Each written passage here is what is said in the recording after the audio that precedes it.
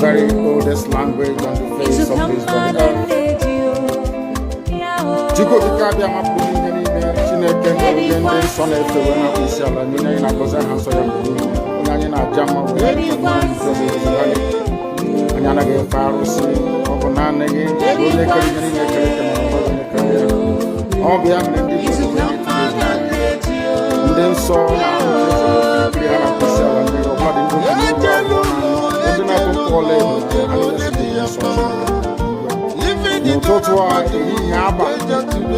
no one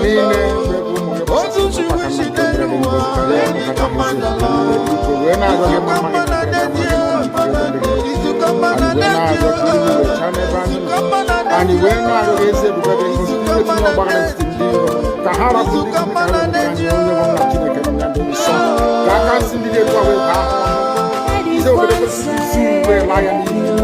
and you went out young. Be connected with make a difference with your source and you went out of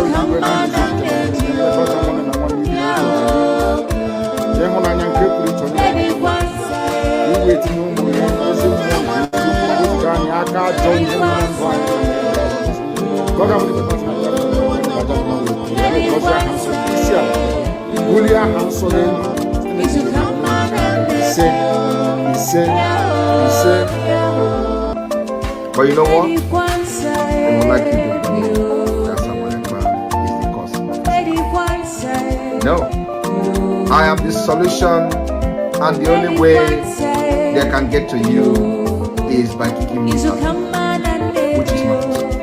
I have come. Look with you.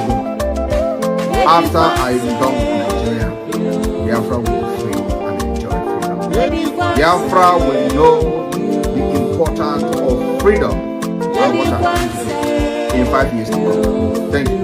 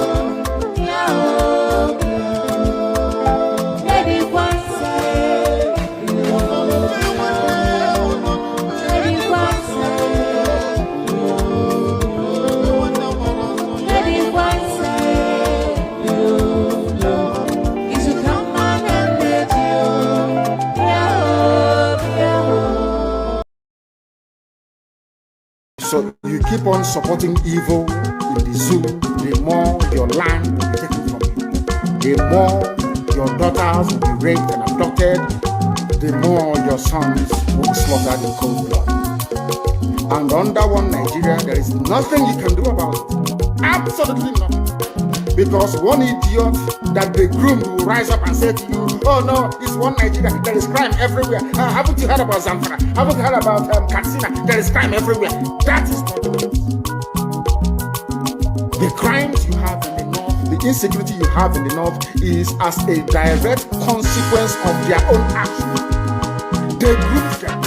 Al-Qaeda in the Nigeria, ISIS in West Africa, Boko Haram, Fulani headsmen, bandits, all of them. Who brought them to Nigeria? It's Fulani.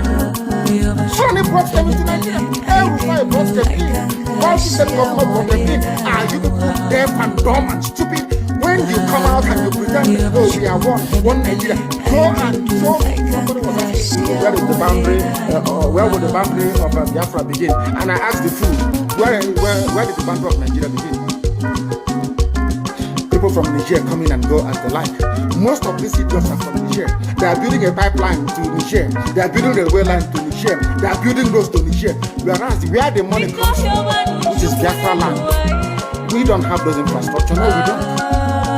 But you're taking our money. You come to Onaji, you come to everybody, you come to Agulere, you come to Ebo, you take our resources, sell it, get the money, and now you're building a way to be careful, and you want me to be happy with you. Clap for your Nigeria. One Nigeria. I think you are insane. You come to my land, we take our oil, we take our gas, we take our manpower, we take everything, our VAT, our tax, everything. You are now building a road from Katsina to Michelle, airport to Michelle, refinery to Michelle. You take oil from my land, you take it to Michelle, you refine it, you bring it back to me as a refined petroleum.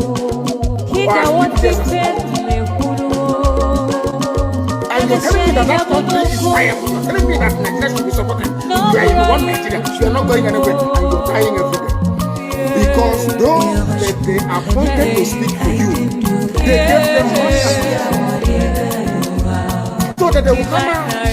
Pages of the newspaper to give the world the giving impression that everything is okay. When things happen, go and see the contradictions in it. Nigeria is not working. We are marginalized. And then you come back to say Nigeria is one. You must stay in it. Are you not foolish? These are the useless intellectuals that you have. On one hand, you say Nigeria is not working. You are marginalized. You are being discriminated against. You are suffering. They are killing you everywhere. And you come back to the same place and say Nigeria must be one. Had Nigerians gotten together to say they want to be part of this useless contraption, that's entirely their business. I mean, Democrats have subscribed to it. But have you asked yourself this question? Why is it that all those asking you to remain in one Nigeria has something to gain from Nigeria, or they have benefited in the past? Nothing more than this. I saw the letter that Nnamdi Kanu to President Biden. In it, Nnamdi said, come and help us fight terrorism in order to ensure that there will be no regional destabilization. That is their game plan at the U.S. State Department for very many years, until we stepped in. They keep trotting out these lies. Once Nigeria breaks up, there will be destabilization in the entire region. I said that because you don't understand African history. Most of these people are not people. When I say it, they say I'm insulting them. No, I'm not insulting you. Most of them are people. In Africa, we are tribal creatures in Africa. In Africa, we are tribal creatures in Africa. We always go back to our village where we are born, where our umbilical cord, our long, where it was buried. That's where we come from. That is why every Christmas, Easter, New Year festival, or August meeting, you see us migrating back to where we come from. And I keep saying these things to Africans, they don't understand it. They don't understand it. Everywhere in Africa during Christmas, if you like, be in South Africa, if you like, let it be in Kenya, you let it be in Rwanda, everybody from the capital goes to the village. If you go to Accra, the same thing happens. This past Christmas, if you like, go to Cotonou. From the book of Psalm, chapter 7. And I will pray in English because a lot of people are listening all over the world. I mean, a lot. Millions are listening all over the world. And I want them to follow our proceedings this very evening. Very, very critical, very, very important that we do so. O Lord, my God, the creator of the heavens and the earth, we take refuge in you. Save and deliver us from all that pursue us. Because if you look away from us, they will tear us apart like a lion and rip us to pieces with no one to rescue us. Because the world is against Biafra for no reason. We are hated, we are despised for no discernible reason. Only thee, O Lord God Almighty in heaven, is our Savior, not man. You must come to our rescue. Because you are our Lord and you are our God. If we have done this, if I have done anything, if there is guilt on my hands, if I have repaid anybody, be it friend or an adversary, with evil or without cause, have done wrong to any man or woman, then let the Fulani Janjaweed pursue and overtake me. Let them trample down my life to the ground and make me sleep in the dust. Arise, O Elohim, Adonai El Shaddai, in your anger, rise up against the rage of the Fulani Janjaweed Caliphate and the Zoological Republic. You will rise and you will fight for your children. You will awake, O Heavenly Father, Lord God Almighty, the creator of the heavens and the earth, the owner of the universe, for you must decree justice. Let your children and all men and of goodwill gather around you while you sit on top of your throne in the highest of the heavens, the habitation that only thee can ever occupy. Only you, O Heavenly Father, will judge the people.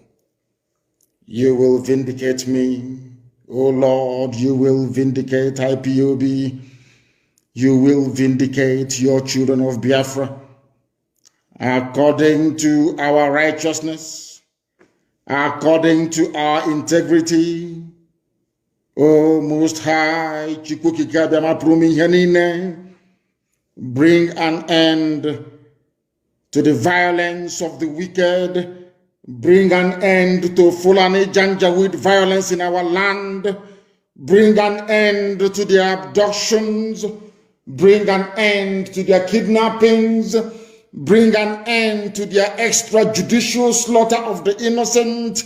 Bring an end to their forced conversion of Christians into Islam. Bring to an end their mediocrity. Bring to an end their senseless feudal rule. Bring to an end their evil and their deception.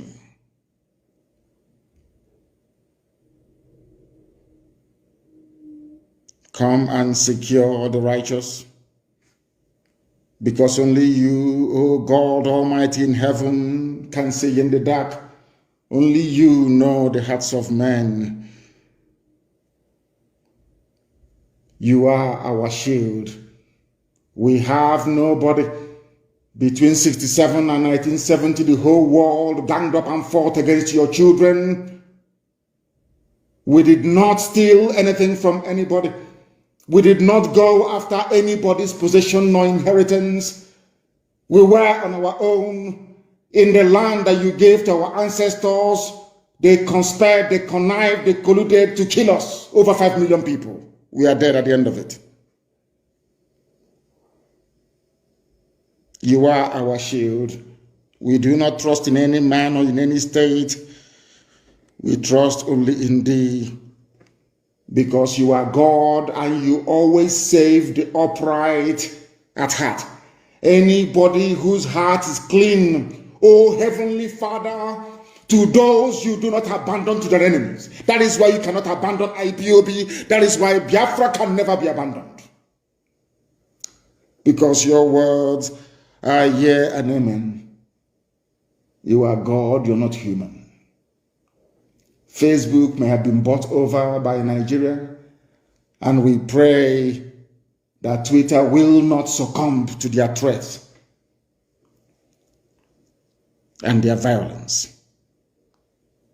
You are God, and you are an upright and a just judge. But you are also a God that displays his wrath every blessed day.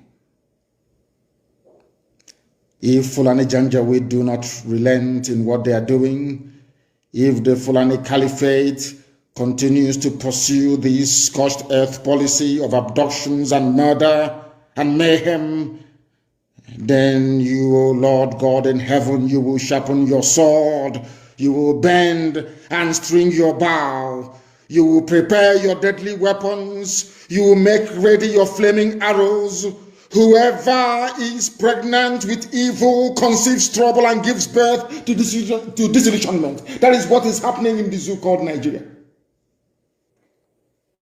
Nigeria is pregnant with evil because it conceived trouble and it has now given birth to disillusionment. All the holes that the Fulani Janjaweed are digging for us into that pit, they are falling into one after the other. The trouble that they have caused will always rebound on them. Their violence will come down on their own heads.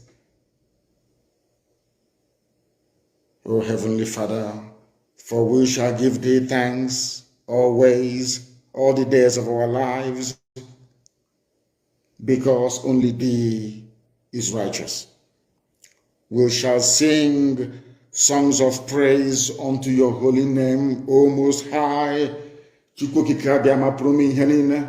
For as long as there is a child on this earth of Biafran descent and heritage, O Heavenly Father, we shall worship your name and your name alone, now and forevermore, we pray.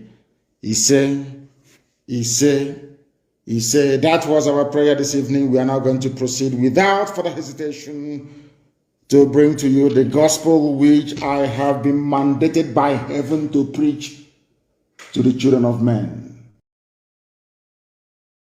Go back to the message of our leader, where our leader gives criteria of those who will make up the 100 men to get Biafra.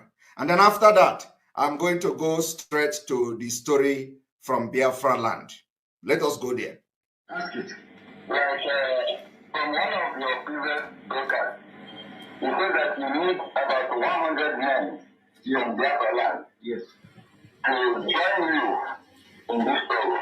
Yes. So I've been wondering within myself since then, trying to know what kind of men are these men that you need. The type of men we need are those who are pure at heart, loving Biafra with all their being, willing to sacrifice anything sacrificable for the restoration and the sustenance of Biafra. People who will gladly give anything, I say anything, to ensure that Biafra is restored. And I have a shocking news for you. In all the years that we have been agitating for the freedom of our people, I have not found up to 15 people who are the way that we are, who are willing to sacrifice everything sacrificable to make sure that Biafra is restored, without enmity, without rancor, without greed, without jealousy, without any personal interest. We have been fighting for years. I'm telling you, in all my life, I have not come across up to 15 people that will do anything for Biafra. Never have not. And Chukwuka Biama said, until there are 100 of you, nothing will happen. I need minimum 100 of you that can dedicate and give anything for Biafra, and then you see Biafra come. Then we are pushing for that and praying for that. And this year, we are going to make very serious inroads that I can assure you. So if you are one of those who are prepared, I want you to, the analogy, the simplest analogy is like the disciples that followed Yeshua in the New Testament. Yeshua said to them, you must abandon everything. Everything, even those of you who are fishers of men, you must abandon everything you're doing and come and follow this very ministry. Come and join this very cause. That is the mindset that people will need to have. It doesn't matter how poor you are, how wealthy you are. You must be prepared. I'm not asking you in the physical to abandon everything you're doing, but in the spirit, your mindset has to be such that you are willing and prepared to abandon everything in life and to sacrifice anything, sacrifice therefore, to get Biafra. Those are the people we are looking for. That is the 100 we're talking about. So there are some people who serve IPOB in various capacities. We have officers, both junior and senior. That doesn't mean they meet this criteria. This criteria is meant for the I don't know, let me not say it live, okay. But when the time comes, you know. And thank you very much for your question. I welcome it and I love it. Thank you very, very much. If you have called us before, This criteria is the reason all the people, the criminals in the DOS must go for Biafra to come. Our leader have suffered, have endured, and suffered so much until now. When you take the history of Nigeria, from the very beginning, when we were amalgamated, to the very beginning we became a nation, we got it all together wrong. I want you to listen to this man. When you take the history of Nigeria, from the very beginning, when we were amalgamated, to the very beginning we became a nation, we got it all together wrong. From the beginning of the amalgamation to the time Nigeria got independent, they got it wrong. This is coming from one northerner. You bring in people of different culture, different beliefs. You see? Different socialization. You see? Different milieu. You see? Different outlooks. You see? Merge them together by force to form a nation. Only the initial builders of Nigeria had a clear vision and a mission, devoid of any sentiment. Soon thereafter, it became clear that it was a wrong union. It was a union that was not properly negotiated. We could have remained a great country if we had isolated our own identities, peculiarities, culture, while contributing to build a nation just like America.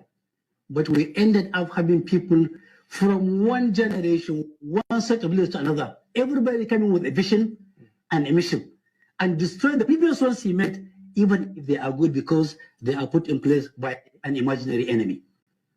Secondly, we have a nation where we celebrate criminals. It is only in Nigeria that somebody will clearly steal and loot hugely from the public treasury. And then after some times, you see him receiving national honors.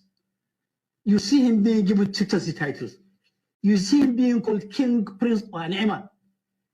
That is an indicator that we are yet to be there. We also form a nation. Only the initial builders of Nigeria had a clear vision and a mission, devoid of any sentiment. Soon thereafter, it became clear that it was a wrong union.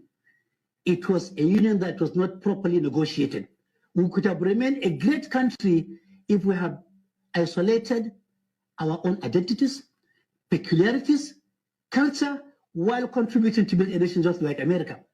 But we ended up having people from one generation, one set of leaders to another, everybody coming with a vision and a mission, and destroying the previous ones he met, even if they are good because they are put in place by an imaginary enemy. Secondly, we have a nation where we celebrate criminals. It is only in Nigeria that somebody will clearly steal and loot hugely from the public treasury. And then after some times, you see him receiving national honors. You see him being given chieftaincy titles. You see him being called king, prince, or an emir. That is an indicator that we are yet to be there. We also have a complacent followership, a followership that is satisfied with collecting 500 naira to vote, 1,000 naira to vote, a bar of soap, a tin of milk. On that basis, he surrenders his franchise. It means we are not conscious of our civic duties and responsibilities as a nation. Majority of the common people that are complaining now are also contributing to the destruction of the country in collaboration with the colleagues of the elites. While the elites are losing the treasury, they are hailing them. Today, if a northerner were to be caught stealing 10 billion naira and he is taken to court, believe me honestly, you will see northern organizations, northern elites, some of them saying that he is being persecuted because he's a northerner, because he's a Muslim. We also saw in southern Nigeria. I want you to understand that you've just listened to this man who said that the problem of Nigeria started from the amalgamation up to the independent. And Nigeria can never be one. Now, I want you to listen to Pastor Enenche. Everybody is busy. Everybody is busy. So very many years, and I have studied you extensively. Once again, accept my most humblest respect to you and to the entire crew that put this thing together today. I want our people to understand one very thing. At the end of this very race, Biafra is going to emerge. It doesn't matter what anybody does. And to our African friends and brethren, I want them to also understand this. We talk about Pan-Africanism. Pan-Africanism cannot take off without Biafra, because we do need a genuinely free country in Africa to be able to drive that very critical and important initiative. We are seeking to build a country that God Almighty in heaven will be very proud of. And though the Janjaweed, the Fulani Caliphate, have sent their armies of conquest into our land, that this very day, we don't even know if those who are killing us are doing so on behalf of the Nigerian state or they're doing it on behalf of the Islamic Caliphate. Because as we well know, ISIS is now in Niger State. Very soon they'll be in Kogi, and then from Kogi they'll come into Anambra, and the real war will begin. Remember, very many years ago, I told you one very critical point for you to bear in mind at all times. So basically to guide you in all your deliberations and your thinking about Biafra. They're going to kill us, that is true. But that is not going to stop Biafra from coming. We are going to do all we can to defend our land and to defend our people. The whole world may appear to be against us, but we have done nothing wrong. That is the most frightening thing about this whole thing. If you ask the world, what did Biafra do wrong to you? Nobody can tell. Nobody can actually explain to you properly, because they want a world where very illiterate nomadic set of people will be in charge of governance, where you have refineries and they're no longer working, where you produce oil and gas but still import kerosene and fuel for your cars, where they want to impoverish the people. For those who may not be acquainted, or should I say familiar with the book that one of our very good friends wrote in years gone by, Walter Rodney. He was at Dar es Salaam University where he was assassinated by the CIA very many years ago. Walter Rodney wrote a very compelling book called How Europe Underdeveloped Africa. What we are witnessing today is precisely what he was trying to explain to us. If you allow yourselves to be taken over by greed, by self-preservation and the trappings that you find in North America and in Europe and in Far East Asia, you will never ever develop your land. We are fighting for Biafra that we may restore our lost dignity.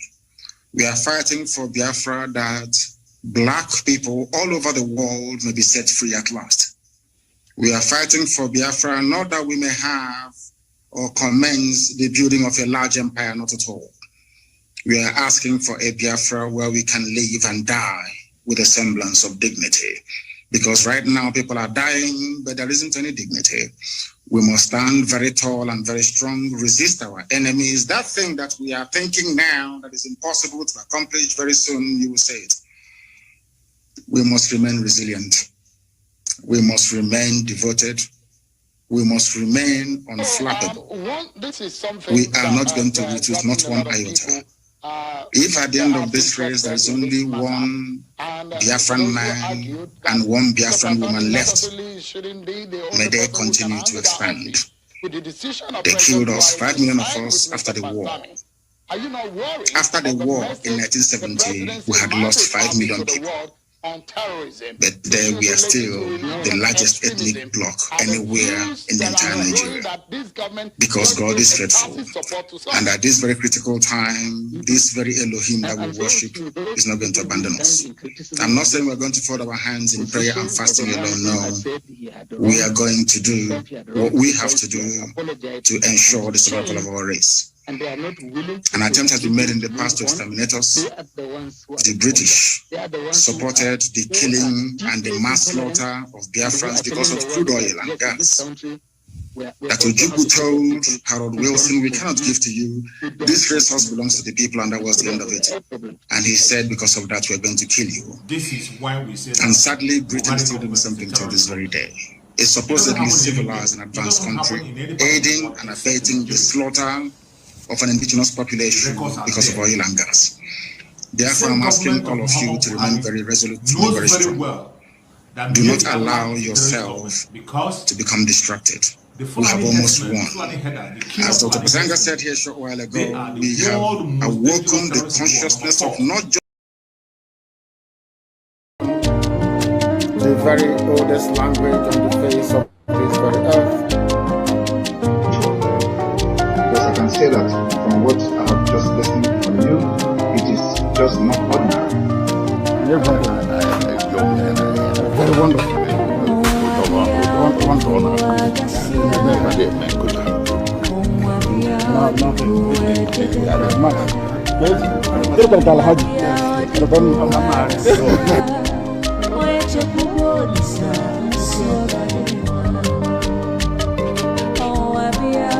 When my lawyers came to see me, I had a discussion with them about how I'm going to defend myself. I told them that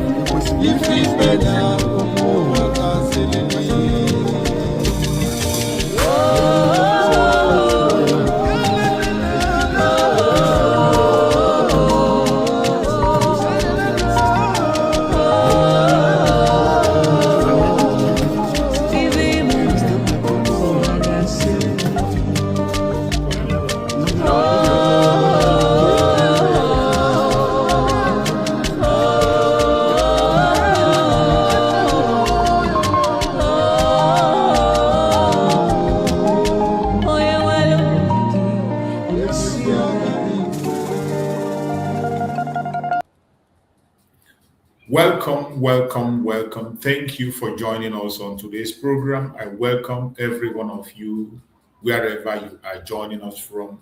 And I say, may Chukwu Okike Abiyama continue to guide and protect every single one of you that has connected to this program today, wherever you are joining us from.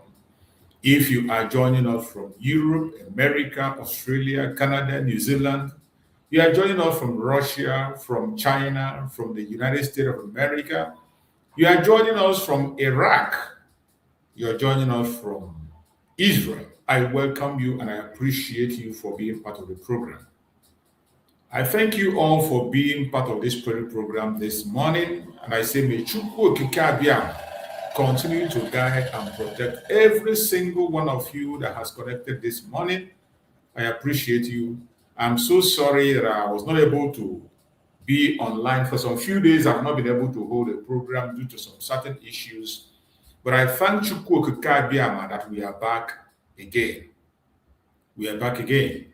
And by the special grace of Chukwu Okike Abiama, it is going to be better than it has ever been. So, as you join us on this program, like and share the program.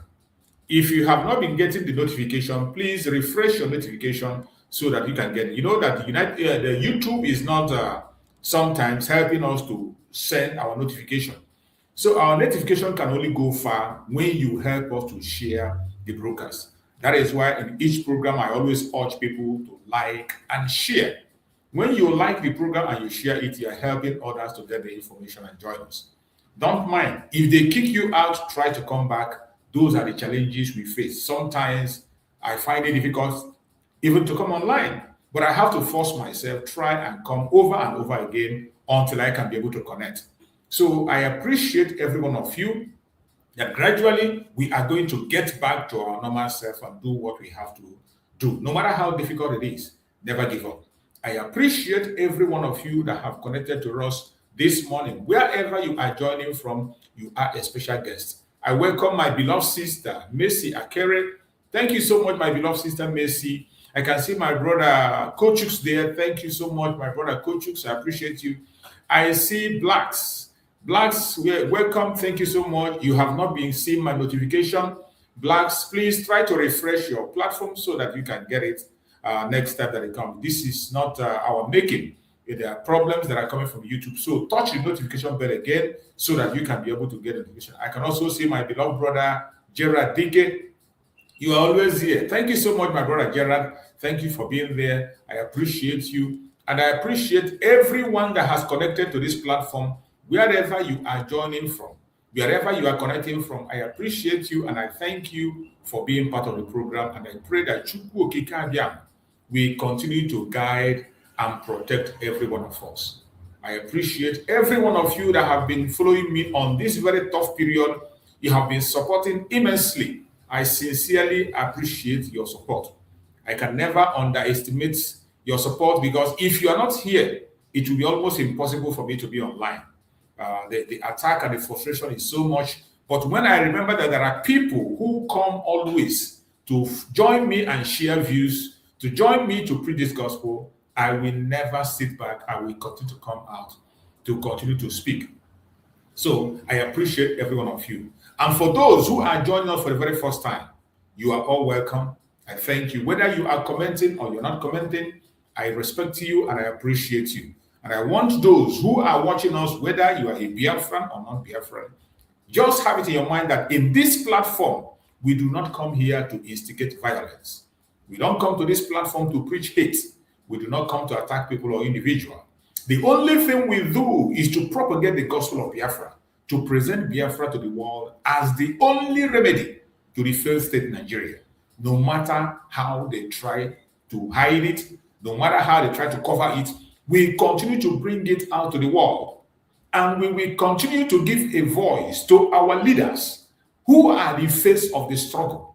Mazi Nnamdi Kanu and our Prime Minister, Mazi Simon Ekpa. We will continue to give them a voice anytime we come on. That is why, in most cases, I play their videos before I start my program. You will hear a message from them to remind you of where we are coming from and where our foundation is anchored. And I will never stop that. So I urge you all that have joined, continue in that spirit of Biafra. If I tell you that the battle is easy, I will be lying to you. It is a very tough battle. It is not cheap. But as long as you are standing strong and going on, we are going to win. There is no doubt. We are going to win. There is already light. There is already light at the end. And when you see cake on AP, there's an adage which says, when it is getting so tough, that is when you know that you are getting to the end. And when something draws and gets to an elastic limit, you take a rubber, you draw it and draw it and draw it. Once it gets to elastic limit, it's either you let it free or it will cut.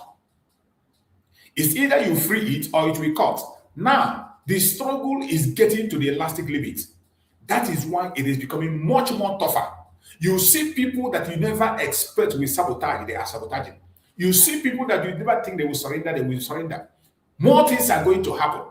We are getting to the elastic limit, and at this limit, it is either they let Biafra go or the whole thing will cut into pieces. the elastic limit. Take a rubber. When you draw a rubber, it will be drawing. When it gets to the elastic limit, if you don't let it go, it will cut into pieces. That is the state we are now. So I urge you to stand strong. If you are still standing up to this time, Chukwu Okike Abiama will continue to strengthen you, continue to empower you until the flag of Biafra is raised. It is possible. No matter how difficult it is, Biafra is very, very visible now than ever. It is visible now than ever. So I appreciate every one of you. So while we continue to march forward, there are so many things that will give us hope. There are so many things we need to look upon. When we look at our supreme leader, Nnamdi Kanu, with all the life sentence, with all the attack and challenges, he never gave up. He is still standing. Even from that very Sokoto, he is still giving tough time. He is still giving marching orders. He is still making moves that is shaking the whole world. Just like the Sokoto declaration that we are waiting. Sokoto declaration that came surprisingly. None of us knew that he has been in contact with Arnold. None of us knew that Arnold has been in contact with Nnamdi Kanu through his lawyers, and they have been planning a lot. We never knew until that news broke and all hell break loose. The enemies of Biafra begin to run helter-skelter. They begin to guess what will be the next move.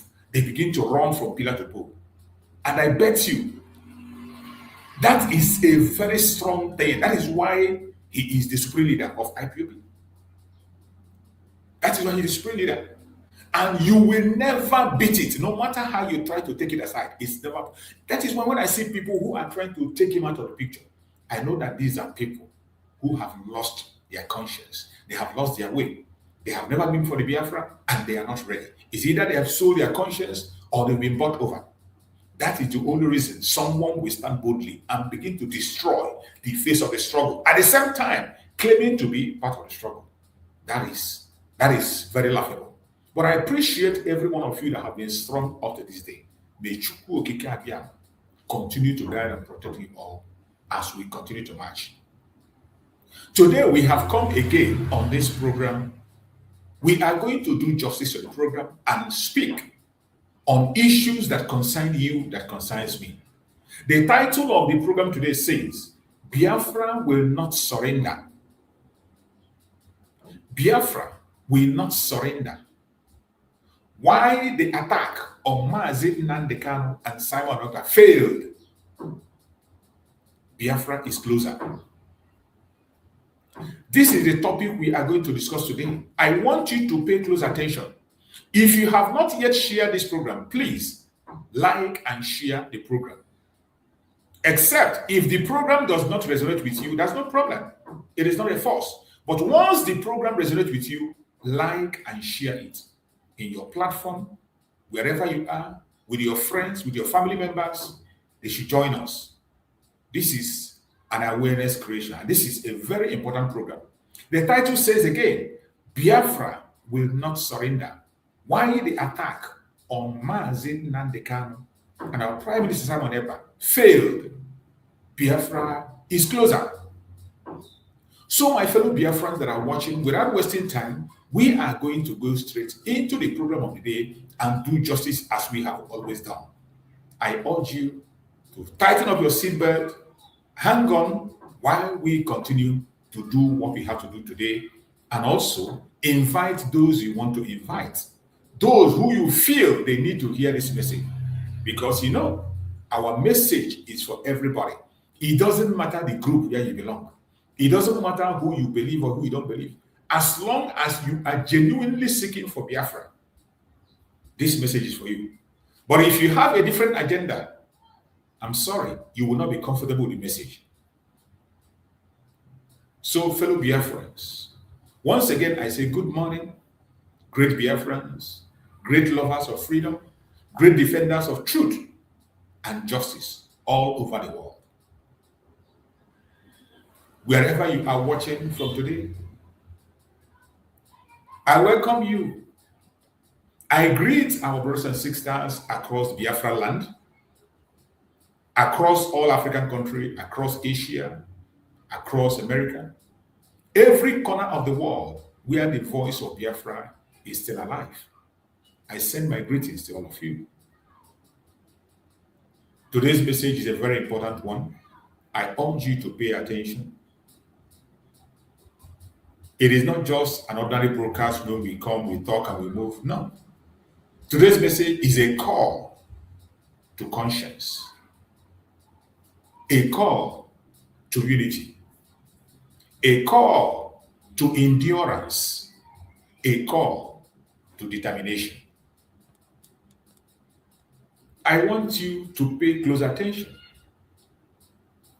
This morning, I want to speak on the urgent need for Biafrans everywhere on the planet Earth to maintain pressure on Nigeria and the international community concerning the self-determination of Biafran people, the freedom of our supreme leader, Nnamdi Kanu, and the growing controversy surrounding our Prime Minister, Simon Ekpa. My people, freedom is never handed over on a platter of gold. Every one of us agree on this. Freedom has never and will never be handed over to anyone on a platter of gold. History has taught us that every oppressed people who eventually became free had to remain consistent. They have to remain vocal. They have to remain organized and determined. If you look at different liberation struggles across the world, one thing is common. There is one thing that is common among all liberation groups across the world. Number one is pressure. Sustained pressure. International awareness. Consistency. Refusal to surrender. That is why today I say clearly, Biafrans must not relax. We must not relax, not even 1 second.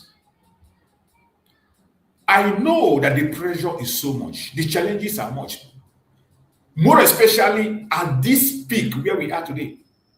It is sometimes disgraceful and shameful. I bet you my own self, sometimes when I come on social media and see what some people that claim to be Biafrans are doing and saying, I become ashamed of myself. But that will not make me not to speak. That will not make me to hide. Instead, it will make me to come out more and speak. When you open the social media network and you see what people are doing, people that call themselves Biafrans, people that claim that they want freedom, you see what they do with their channel, including the channel that Nnamdi Kanu himself created, including platforms that Nnamdi Kanu anointed, platforms that Simon Ekpa anointed. When you see what they spill in their mouth, if you have conscience as a genuine Biafran, sometimes you become ashamed. Sometimes, why I don't go to listen to their program, why I don't pay attention, that after paying attention to the program, I will be demoralized to come and speak. Because you'll be thinking, what are you going to tell somebody who is not a Biafran about the Biafran you want to form? I will be thinking, what am I going to, in case I come online and a non-Biafran challenges me about the information that is coming from people that claim to be Biafran, what am I going to say? What am I going to reply? It is shameful. But at the same time, we have to refuse to surrender. Every one of us must refuse to surrender, because if we surrender, we'll be defeated.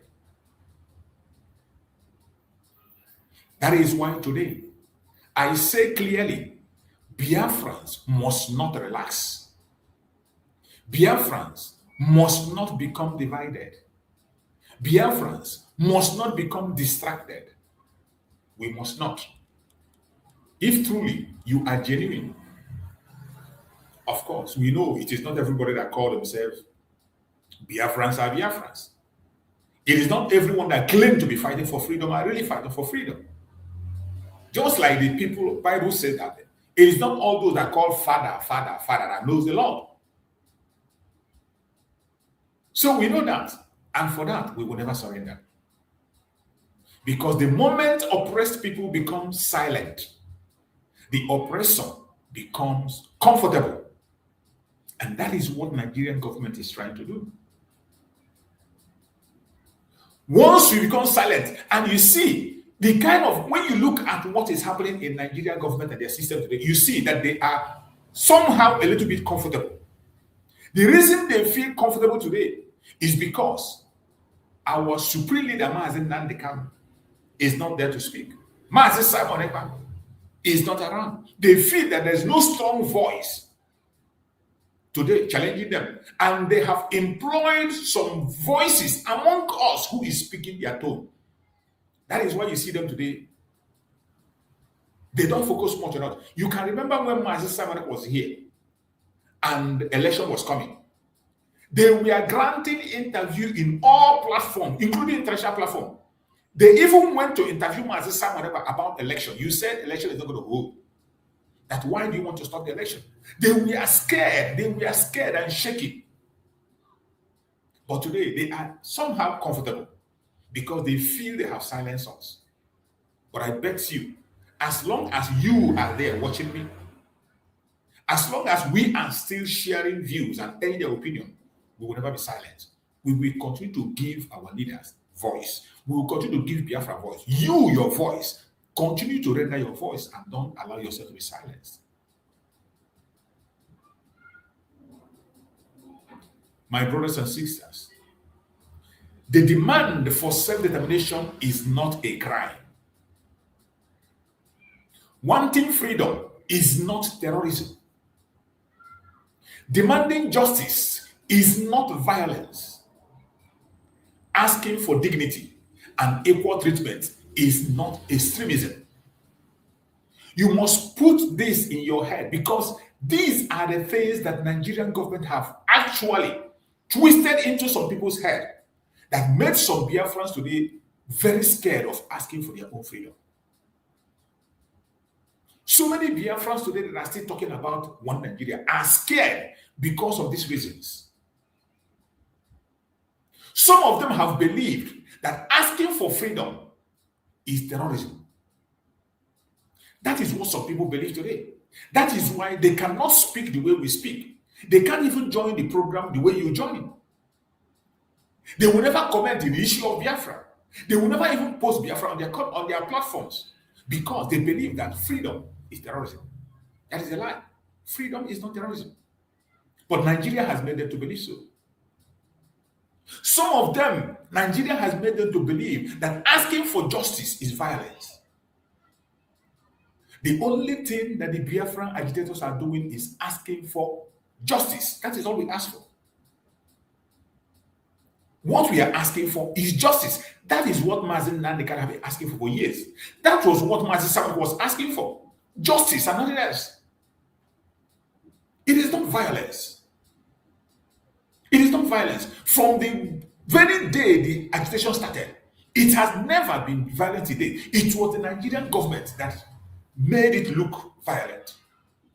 It was the Nigerian government that has always been violent towards the agitation. And they make some people today believe that asking for justice, demanding for justice is violence. That has made some people to run away from asking for their own freedom. They don't even have the boldness to talk about Biafra. They can't even post anything that has to do with Biafra in their platform, neither to come out and speak about the issue of Biafra. Because of what Nigerian government have made them to believe. Nigeria has made people to believe that asking for dignity and equal treatment is extremism. It is not extremism. When you see Biafrans, every platform shouting and talking and asking for dignity and equality, that is not extremism. But they have painted it extremism, making some people to deassociate themselves from us and they want to look like the good man. They say, "Oh, this one is not like his brothers. He is not like other Biafrans. This one is a good Igbo man. He is not like other Igbos. This one is a good Ijo man. He's not like other Ijos. This one is a good Efik man. He's not like this one is a good Southeastern person." They make some of them feel that asking for dignity and equal treatment is extremism, but it is not. It is not. Self-determination is recognized under international principles and democratic traditions around the whole world. People everywhere continue to deliberate, advocate, organize around political futures and international identity. What many people fail to understand is that Biafra struggle did not start today. This movement is deeply emotional for millions who believe they have faced marginalization, exclusion, insecurity, political frustration for decades. It did not start yesterday. It did not start today. And it's not going to end until justice is done.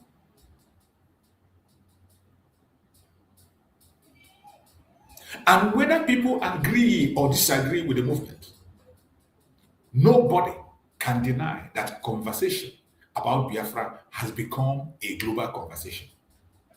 You can never deny it. No matter how Nigerian government try to hide it and suppress it, today as we speak, it has become a global conversation.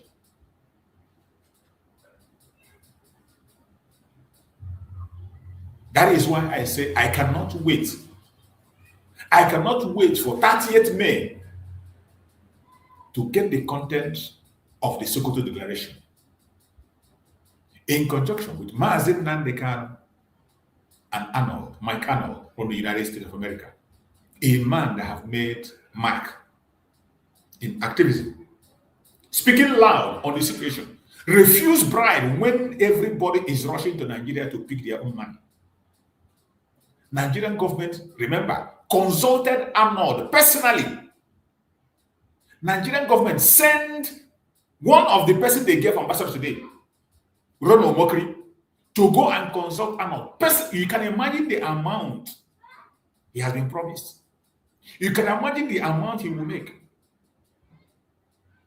A country that went and paid $9 million. $9 million to change the truth for lobbying. You can imagine the amount they were willing to offer to Arnold to change the story. But he refused. He refused. And he continued to stand on the truth. He continued to go extra mile to expose the origin of the insecurity and the loss of life in Nigeria. Even as we speak, they are still pretending. The insecurity in Nigeria today is even increasing. I just heard recently that the Fulani Janjaweed even attacked Futo. There was a Fulani attack in Futo recently. Federal University of Technology Owerri, Futo in Owerri, was attacked recently. Nobody to secure them. There's nobody. The only security we have always had that stopped the Janjaweed was the ESN, the Liberation Army. But today, I can bet you that the Fulanis are running rampage anytime, any day. They can operate anywhere they want to operate. And recently, we had that an attack near Futo. The only reason it is possible is because some of the Biafrans have by themselves destroyed the defense that was given to them by Nnamdi Kanu and Simon Ekpa. And I bet you, time is going to come that many will regret what they have done.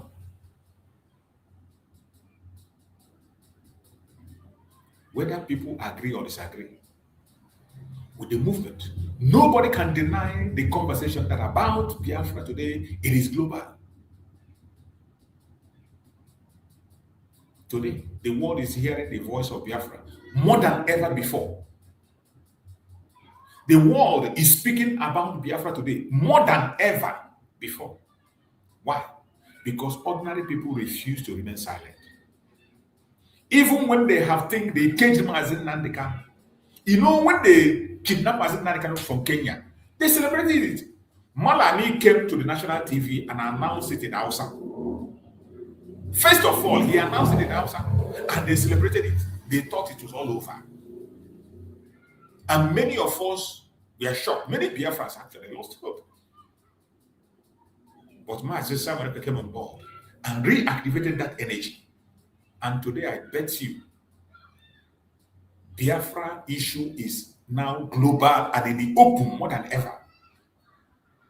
It has gone much more global. Just like Simon Ekpa said, that Nigeria will regret why they ever made the attempt of kidnapping Nnamdi Kanu. They will regret why they ever dreamt, the person that gave them that idea will be they will be regretting. They will be regretting why they took that advice. Today, the world is hearing the voice of Biafra more than ever before. Why?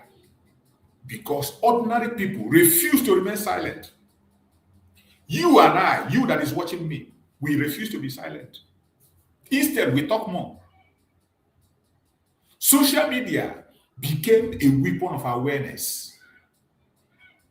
Even though today, so many of people have been corrupted. Even though today, so many are corrupted and they are passing the wrong information. But still, the social media awareness, just like we are doing, those of us who are still standing straight, is making a lot of difference. Setting the record straight. No matter what they do with all this, their new group, and they know the power of social media, they know that we are in control. That is why today they recruit many content creators like Nnamdi. They recruit many content creators like Nnamdi to destroy the struggle. You can imagine a woman who started by saying, going to court to even embrace Nnamdi Kanu. Oh my God. Not knowing that she has a different agenda. Ask me, what has Nnamdi Kanu done to Nneka? Nothing. Because you went to Nnamdi Kanu to pass, brought information that he didn't tell you, begin to talk about what he didn't tell you. And Nnamdi Kanu rebuked you. He didn't even mention your name. He only gave instruction that nobody should come and say, I told him, or I sent him or her, except my lawyers. That was only what Nnamdi Kanu said. You went to see Nnamdi Kanu and you came out and you begin to claim that Nnamdi Kanu sent you to go and deliver a message when he did not. And he came through his lawyer and said that the only people that are my mouthpiece are my lawyers. Whatever they say is what comes from me. Apart from them, nobody has the right to deliver any message. And all hell break loose. Because of that, you went and joined the IPOB in Nigeria and started your real work. You started your real castigating Nnamdi Kanu, calling Nnamdi Kanu a fraud. The same woman that came and said that it was Nigerian government that caused insecurity in Nigeria. Today, she is saying that it is Nnamdi Kanu that is destroying Biafra land. Calling Nnamdi Kanu a fraud, that Nnamdi Kanu is defrauding Biafrans. Sometimes when I see the message, you know, those videos, I can't even play it in my platform because it is shameful. It is shameful. I have seen such messages. Some of them say, I can't even listen to it. I find it difficult to listen to it in full. I find it difficult to listen. It's just some of the part that was cut. People cut it and cut it and cut it. When I come across it and listen, I feel ashamed of myself. This is a woman who is supposed to be a mother. A woman who's supposed to be a traditional woman, an Igbo woman who claims she's fighting for Igbo. Every one of us know the role of a woman. Traditionally, in our tradition, in Igbo tradition, we know the role of our women. We know the role of our women in our families. We know the role of our women in our communities. Not by oppression. Our women are excellent. They know their positions. They know their rights. But look at a woman who claimed she was fighting for Igbo cause. Look at what she is doing online today. Look at what she is doing online. Against an innocent man. Today, ask me, the person you are talking and destroying today, the person you are labeling one thing or the other, is not out of, he is in detention. Nnamdi Kanu is serving a life sentence. You come out, you accuse him, you label him what he is not. He is not there to defend himself. Neither has he spoken to you, including the lawyers. You have attacked the lawyers. I have not seen any of the lawyers of Nnamdi Kanu coming to mention her name. They never mentioned her name. They never talked about her.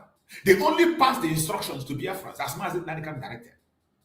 But this woman, in all her programs, she channeled her energy in destroying the reputation of Nnamdi Kanu. Imagine herself with anybody that she sees that is against Nnamdi Kanu. You can imagine that woman, the same woman who came and was attacking, what do they call him?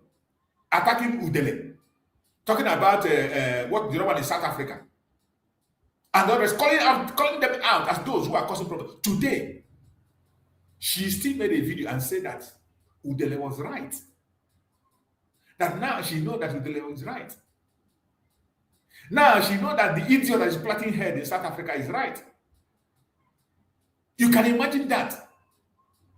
When you see that thing, how it irritates me so much that I don't know how to feel. When I see, I don't know, sometimes I'll be thinking, how does that woman sleep? A woman that has children, how do you sleep? How do you sleep when you come online and spill lies against an innocent man who is still fighting for his life in the hand of Nigerian government? Fighting for your own life, a man who is fighting for your life and the life of your children. That is how bad, how terrible it is. When I tell you that the struggle at this stage, if you survive this stage, we have reached the elastic limit. At this elastic limit, it's either they let us go or everything will break into pieces. That is where we are today. And when everything breaks into pieces, we will still go. We will still go. That is the state we are today. They have finally seen that Biafra is more than visible. And they are fighting tooth and nail to see that it doesn't come from Nnamdi Kanu. It doesn't come through Mazen. Just like some of them swore and said, instead of Biafra to come through Simon Ekpa, they will stop it. Today, they have still taken their same oath that instead of Biafra to come through Nnamdi Kanu, let it not come. That is why today you see them shamelessly vomiting abomination in their mouth. Vomiting abomination in their mouth. And when I see them, I shake my head. I don't know how you feel. You that is watching me, I don't know how you feel. I don't know how you feel when you see their videos and what they say in their mouth. I don't know how you feel. To an extent, they begin to accuse Nnamdi Kanu of embezzling IPOB money. That Nnamdi Kanu bought a house in Kenya. And I asked them, even if Nnamdi Kanu, the supreme leader of IPOB, owns a house in Kenya, is he not entitled to it? A man who is living in exile all his life for your own sake, if buying a house in Kenya is what will guarantee his security and safety there, doesn't he want it? A man that's supported by more than 70 million Biafrans, a man, the leader of the biggest movement in the world today, and they came with flimsy accusations, going into his personal life, things that doesn't make sense. And when I look at them, I laugh. That is how low some people have gotten. But I thank Chukwu Okikabiam that ordinary people like me, like you, we refuse to remain silent. We have taken it upon ourselves to become the voice of Nnamdi Kanu. We have taken it upon ourselves to speak where Nnamdi Kanu is not there to speak. And we will continue to do so. No matter how bad it is. No matter the attack, Mazi Nnamdi Kanu and Mazi Simon Ekpa created a legacy that nobody can dent. You see, when this is what we are saying, when they were attacking Mazi Simon Ekpa, you know, Mazi Simon Ekpa have been saying that it is not me, it is not about me. It is not about me, it is about you. When they were attacking Mazi Nnamdi Kanu, Mazi Simon Ekpa, the attack was the target was Mazi Nnamdi Kanu. Because Mazi Simon Ekpa was a pillar they cannot cross. The dragon fire on him was so much that they were so scared of crossing that fire. Who be you? If you cross the dragon, it will burn you to pieces. Many of them were scared until they joined force with international bodies and they took Mazi Simon Ekpa away from the picture. And today, go and check them. These were the people who were calling Mazi Nnamdi Kanu sect, and they said that Mazi Simon Ekpa is the Satan. Today, they are calling Mazi Nnamdi Kanu Satan. The one that called herself Nneka, their spokesperson, because everything you hear from her mouth is what the DOS stand for. Their spokesperson, the leader of the saboteurs, their spokesperson, Nneka, she said it in her mouth. The same thing with Iken Guruago said. Iken Guruago challenged Mazi Nnamdi Kanu and said, if Mazi Nnamdi Kanu did not condemn Mazi Simon Ekpa, that he will begin to attack Mazi Nnamdi Kanu. The same thing today is what Nneka Chimezie is saying. That for the fact Mazi Nnamdi Kanu did not attack Mazi Simon Ekpa, that because Mazi Nnamdi Kanu did not tell the world that Mazi Simon Ekpa is a criminal, he did not condemn Mazi Simon Ekpa, that she will continue to attack Mazi Nnamdi Kanu is a fraudster. That is our only argument. You can imagine. The same thing that Iken Guruago said. Today, she has aligned herself with Iken Guruago, aligned herself with Udele, and every enemy of Mazi Nnamdi Kanu, including his ex-wife. Sometimes I don't like to mention her because it is shameful. Some of these informations are very shameful. Sometimes I avoid mentioning some of them, but we can't help it. We can't help it. At a point in time, we need to call them out. It is shameful. Very, very shameful. But I thank Chukwu that you and I, we are still here. We that they call the ordinary people, we the ordinary people, we refuse to be silent. And we refuse the name of Mazi Nnamdi Kanu and Mazi Simon Ekpa be radical. And I bet you, as their appeal is coming forward, Chukwu Okike is going to take position. The appeal of Mazi Nnamdi Kanu and Mazi Simon Ekpa, Chukwu Okike is going to take position. Social media become a weapon of awareness for us. We should hold it and let it be that weapon of awareness, even though some of us have missed the track. Live streams like the one we are holding now, like this very one we are doing, live stream, became instrument of information. Activism became louder. When Mazi Nnamdi Kanu and Mazi Simon was here, I broadcast only once in a day. And my broadcast sometimes is 1 hour. At most 1 hour, 20 minutes. Sometimes I do 1 hour, 30 minutes.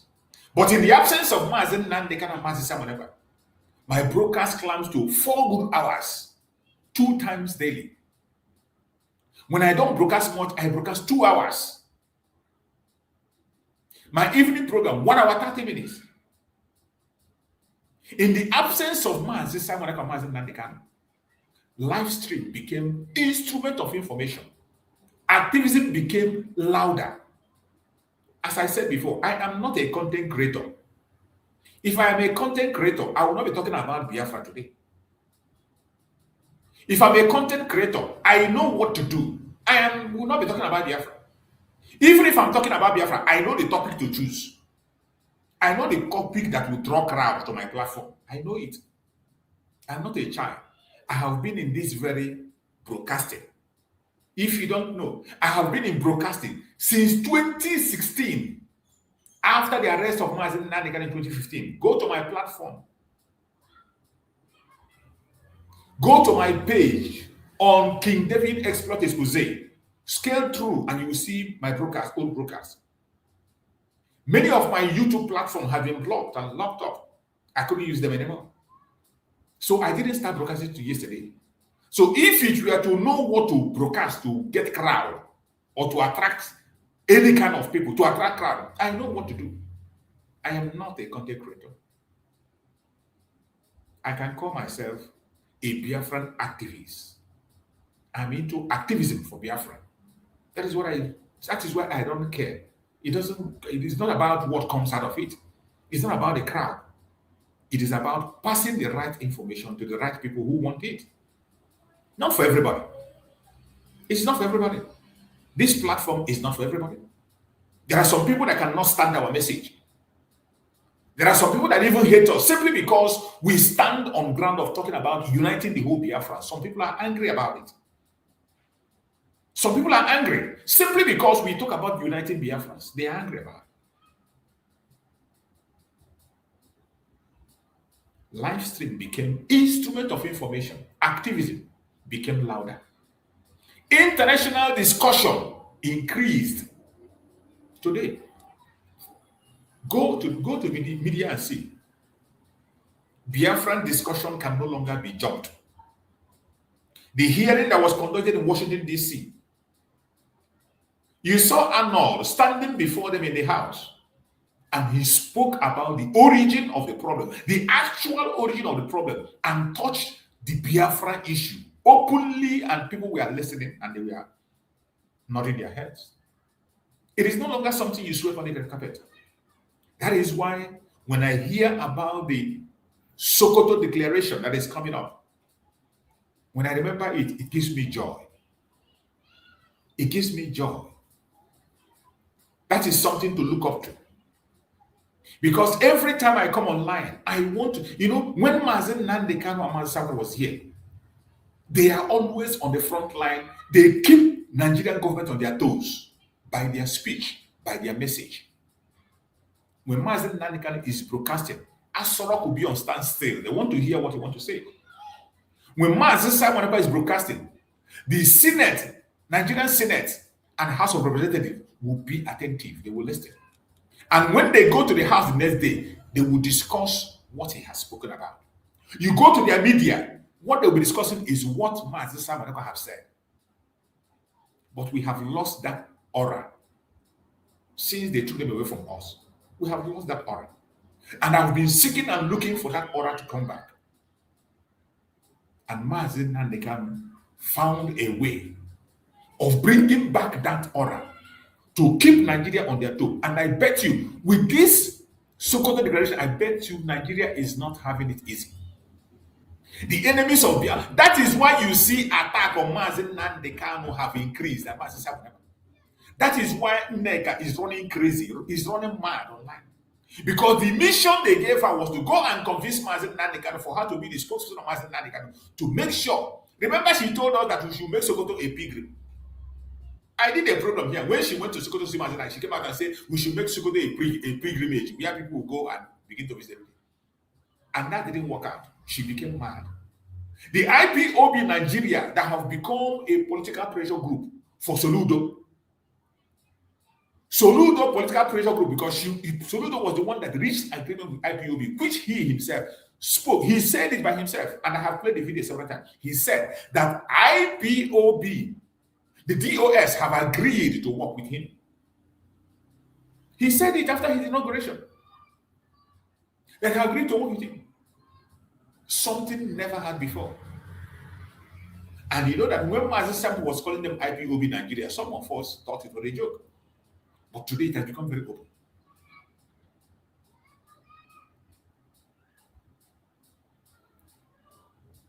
Every one of us must know that we'll never give up. The discussion of Biafra, it is now international. And this is exactly why there is panic in certain places. The reason why everybody is panicking today, the reason why everybody is throwing every tantrum they have, all their weapons, they don't want to reserve anyone anymore.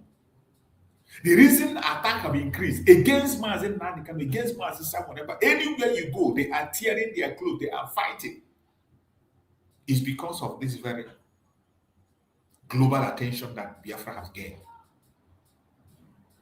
Even with their lobby, they couldn't stop it. The more they lobby, the more it goes loud. That is why when the time of a thing have reached, there is nothing you can do to stop it.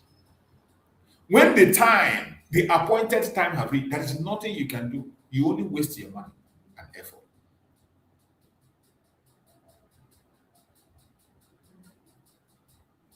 Biafran issue has gone global more than ever. That is why you are seeing panic in certain places. Because when oppressed people begin to unite, those benefiting from division become uncomfortable. There are people that are benefiting from division that is happening among us today. And these are the people that cry when we talk about unification. Whenever they hear an idea, you see how the Department of Sabotage, they are crazy. You see, some of them are even complaining that why would Mazen Nnamdi Kanu associate himself with Mazen Simon Ekpa? They are complaining, why would Mazen Nnamdi Kanu associate himself with the Avid, with the Rising Sun, with other Biafrans apart from the ones that are in their own group? That is one of their anger. Because they are benefiting from the division.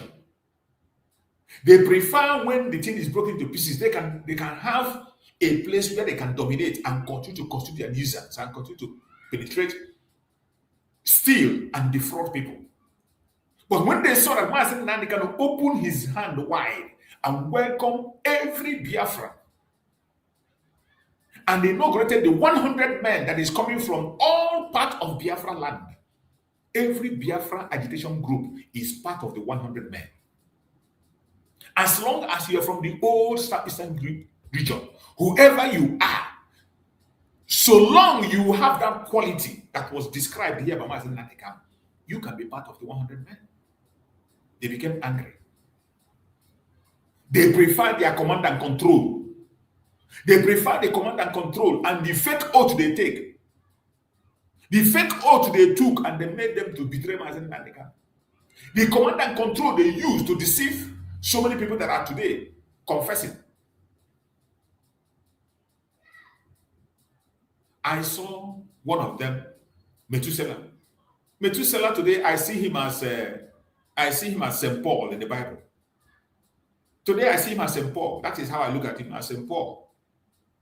St. Paul, who persecuted the Christians, murdered many Christians, destroyed their image, but at the end of the day, he became the highest preacher of the gospel. Every one of you know that Methuselah was in the front line of destroying the image of Mazen Simon Ekpa, castigating Mazen Simon Ekpa, even attacking Mazen Nnamdi Kanu because of Mazen Simon Ekpa. Methuselah was almost saying the same thing Uruagu was saying. The same thing, what do you call it? Iken Uruagu was saying. Methuselah was saying the same thing. But today, he has become St. Paul. Chukwu Okike have somehow, at least he has a conscience. He has changed. He is still one of the men standing today, defending the image of Mazen Nnamdi Kanu. And so many of them. But particularly that Methuselah, he has become St. Paul. After persecuting the Christians, after taking the life of many Christians, destroying their property and image, he became the highest preacher of the gospel. So that is how I see Methuselah today. I don't have anything against anybody. For me, I'm not here, and I'm not interested in castigating people.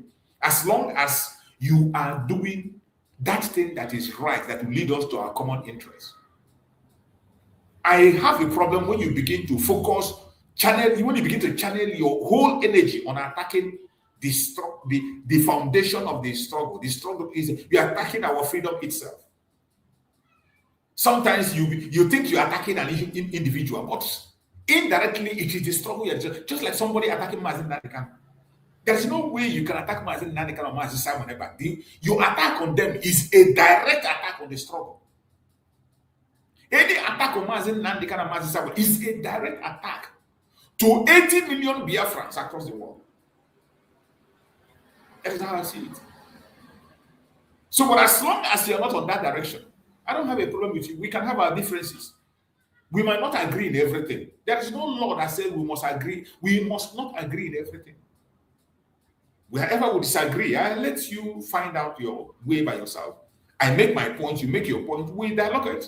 If I feel that my road is closer, you feel that there are many roads that lead to a certain direction. One must be faster than the other. So whoever gets it there first, we are chasing the same thing. We embrace it and move on. That is what I believe. My people, let us speak honestly today. One of the greatest weapons used against any liberation movement is division from within.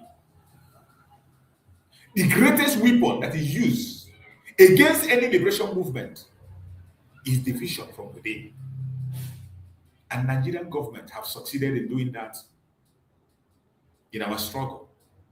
They came into the Biafra agitation under Master Simon Ekpa. They splitted it into many groups.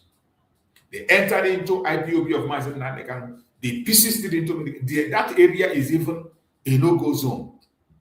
They entered, they even brought people from one Nigeria, they planted them and they channeled their energy on destroying the foundation and the origin of the whole thing. But not every attack comes from outside. Always remember, not every attack that you see comes from outside, including the attack we are having in this platform that you and I here, as you are with me here now. The attack we are having in our platform is not even from Nigerian government. It's not from Yoruba. It's not from Fulani or Hausa. The attack I have in my platform is from people that are fighting for Biafra, people who claim to be fighting for Biafra. The attack we are having here, from people who claim to be fighting for Biafra, they see me as a threat. Even when I don't have, when I come online, only few people will talk and we go, still they are not comfortable. Any day I don't come online, they will celebrate it. Some of them will go and do a program and say, how many people are watching me? Who cares? The people that are attacking my program today are the Biafran people themselves. That is how it is. Not every attack comes from outside. Sometimes the greatest danger comes from jealousy. From jealousy. From ego. From hatred. From envy. From misinformation. From personal interest. These are the major issues we are having today among ourselves. I take it again. Sometimes the greatest danger comes from jealousy. In this struggle that we are today, the greatest danger we are seeing today is coming from jealousy, from ego, personal ego. People are so egocentric that they want it to be them. They want whatever they say goes. They want to be on the front line. Hatred. Some of us, we hate ourselves for no just cause. You don't know me. I don't know you. The only thing that brought us together is this Biafran struggle. You might never even see me until the world ends. You might not meet me face to face until this whole battle ends. Even when Biafra have come and we go back home, you might not even see me face to face. But then you still want to hate me. You still want to hate your brother. You still want to hate your sister. Your sister that you might not even see face to face. Your brother you might not even see face to face. You still want to hate him. You envy. You are envying somebody. I'm not dragging wife with you. I'm not dragging friend with you. I'm not dragging business with you. I don't have any connection with you. We are not even in the same country. But yet, envy. Misinformation. You misinform people with your platform. The platform that was meant to represent the cause of Biafra. You use it to misinform people. There are so many Biafran platforms today. They push unverified information about their own brothers and sisters. Information that is not verified. You accuse your brother of killing, accuse your brother of extortion, accuse your sister of killing, accuse your sister of extortion when you don't have an evidence. Without an evidence. You call your brother a terrorist, you call your sister a terrorist without having an evidence. Unnecessary accusations. They say things that are not verifiable. And they repeat it over and over and over. People who are not Biafrans, they hear these things and they begin to believe it, even when it is not verifiable. You give Biafrans hope that doesn't exist. You begin to tell lies. How can you get freedom through lies? We know that in freedom fighting, there are some propagandas. There are some elements of propaganda to push the message across. But what about propaganda you're pushing against your own brother and sister? What does that have to add to the struggle? What does propaganda against your brother, against your sister have to add to the struggle? Nothing. And many are into this struggle for personal interest. What you are to gain. They are there for personal interest. Some of them are doing what they are doing today. They are saying what they are saying today because they are making some benefits. Either monthly payment. Some of them will just recharge card. Recharge card. Some, they help them to pay their rent. Some for few dollars here and there. They don't want to stand on the truth. They don't want to shift ground so that they don't lose the audience they have. They don't want to shift ground. They don't want to say certain things so they don't lose their audience. Even when they know the truth, they know what to say. But they cannot spell it out because they don't want to lose audience. Who cares? Who cares? When people cannot control a movement, sometimes they try to damage it. When people cannot control a movement, sometimes they try to damage it. When they cannot silence influential voices, they attack personalities. That is what we are seeing today in this struggle. We see it a lot. Nigerian governments have unleashed every single thing they have. They have unleashed all their arsenals against this struggle. And they continue to unleash more every day. They have unleashed. You can't believe the amount of money that was spent to go and kidnap Nnamdi Kanu from Kenya and damn the consequence. Even though they know the damage is going to cause to the reputation of that zoological republic. They damned it and they went ahead and kidnapped Nnamdi Kanu from Kenya. Look at Simon Ekpa. Even though they know they were telling lies, they went ahead, produced wrong information and wrong evidence to prosecute Simon Ekpa and put him away. And they went ahead to refuse to admit the evidence that our Prime Minister has against Nigeria.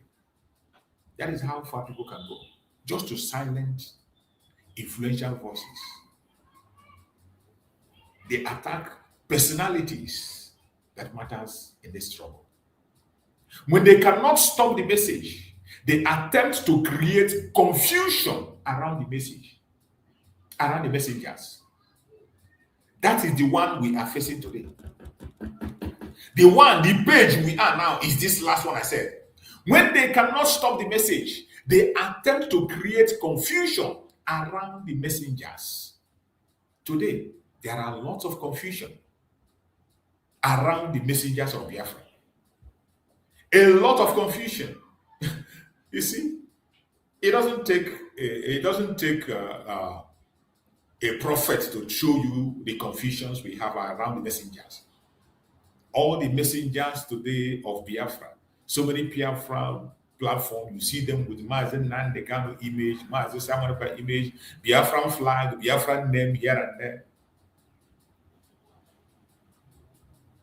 But in their mouth is full of confusion. Just like the Nneka. Nneka started with supporting the Biafra agitation. Even though she is not part of it, she has said it, I am not part of Biafra, neither am I part of the IPOB. She is not. But she came in as a sympathizer. From sympathizing, now she opened, after winning the soul of many, winning the attention of many, she went into her real duty. Confusion, create huge confusion around the struggle. That is what some messengers. Because when she came as a sympathizer, she tried to claim a mouthpiece, which she still claims today. She still claims that she's the one that stopped the problem. They cleared the name of IPOB in Nigeria, which is a lie for the pit of hell. She claimed that she is the one that stopped that cleared the name of IPOB. She's the name that cleared the name of IPOB, of the people who are agitators. Lie for the pit of hell. She did nothing. It is me and you that is here, that is watching. Every Biafran platform, genuine Biafran platform, we are bringing evidence on video. What was she doing? She doesn't even have evidence like we have. Because in our own case, we are bringing video evidence. We make program, bring video evidence of the atrocities of Nigeria. Their false flag operations, we have evidence. She was only claiming that she did investigation, and I have never seen where she brought that investigation and show us the evidence. Every time she claimed she has evidence, she has done that, she has done investigation. We have not seen that her investigation, how she did it. I have never seen Law Nega play a documentary. She claimed to be a journalist. Give us a documentary of what you've investigated in Biafra. We never see. All she comes is to make a claim. She always can make a claim. Oh, I was the one that cleared the name of IPOB. I investigated. I found out the Nigerian government did this and that. Just like every other of people we are saying. But in our programs, in Biafran agitators program, we show evidence. We bring video evidence of the atrocity of Nigeria. We are Nigerian government. We are burning houses of Biafra. We brought it out. Videos where houses were bombed by Nigerian military.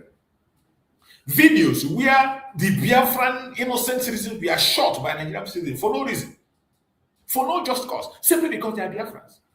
We brought out video evidence of the atrocities of the Nigerian government. The false flag, even when they were enforcing the sit at home, we brought out the evidence and we show. It's not by church or talking, no. But today she claims this and that. And people believe her and follow her. And finally, look at where she landed. Go and check her recent post that she's making. She's talking about one Nigeria, her better Nigeria.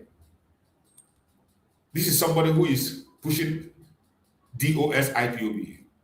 She's talking about how to create their better Nigeria. Do IPOB have anything to do with better Nigeria? No. IPOB has nothing to do with better Nigeria. If you want to fight for your better Nigeria, we are not against you, but take yourself away from the agitators. We are not the same people. There are many Biafrans who are from the old Southeastern region, but what they hope and believe on is in a better Nigeria. And they got no business to come among us and begin to poke nose. No, they should focus on I don't have any problem with them. Since they believe that their one Nigeria is going to work for them, I don't have any problem. They should focus on it and continue to work towards that better Nigeria that they want. It is a task that they have taken. They focus on it. I don't have a problem with them. I don't mention them. I don't castigate them. But whenever they stand on our way, you are not here, you are not there. Today you say you are about to Biafra. Today, no. We can't take that. That is confusion and deceit. That is actually the role that Nneka has been paid to play. And she's doing it excellently well. And some idiots are falling into her rubbish. Many people are falling into it. But I thank you, that more Biafrans are wise, wiser than ever. Because every one of us knows that Nigeria is irredeemable. It doesn't matter what you say and how you say it. Nigeria is irredeemable. That's the fact. You don't need a prophet to tell you about that. It is a fact. a fact that you must accept. When they cannot stop message, they attempt to create confusion around the messengers. That's the confusion they are creating today using Nneka Chimezie. Using that one, they have cartooned her many places with a pig nose, as a pig. That is what she brought upon herself. And you know, Biafrans, she's going to get more. At the end of this battle, she will be a tissue paper. Tissue paper will be even better than her. She engaged in a wrong battle. At the end of this battle, she will be worse than a tissue paper. She will be worse than a tissue paper.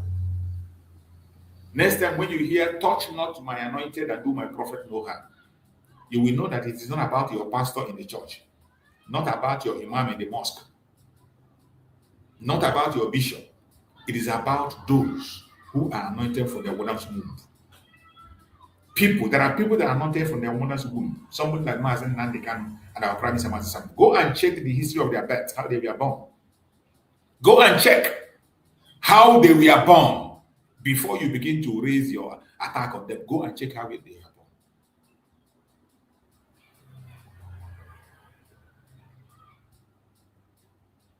This is why Biafrans must become wiser.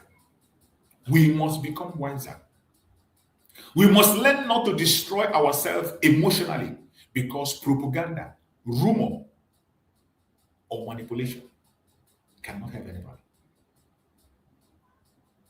We, the Biafran people, must learn not to destroy ourselves emotionally because of propaganda, because of rumors, because of manipulation from one person or the other.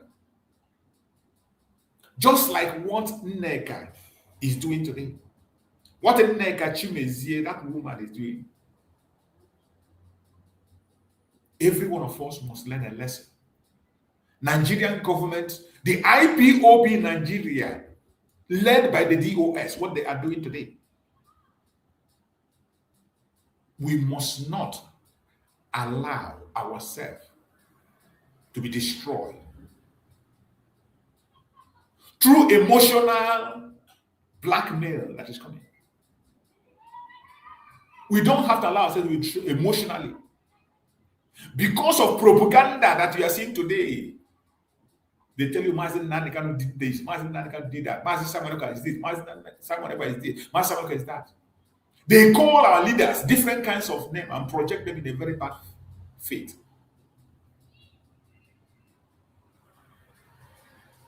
Do not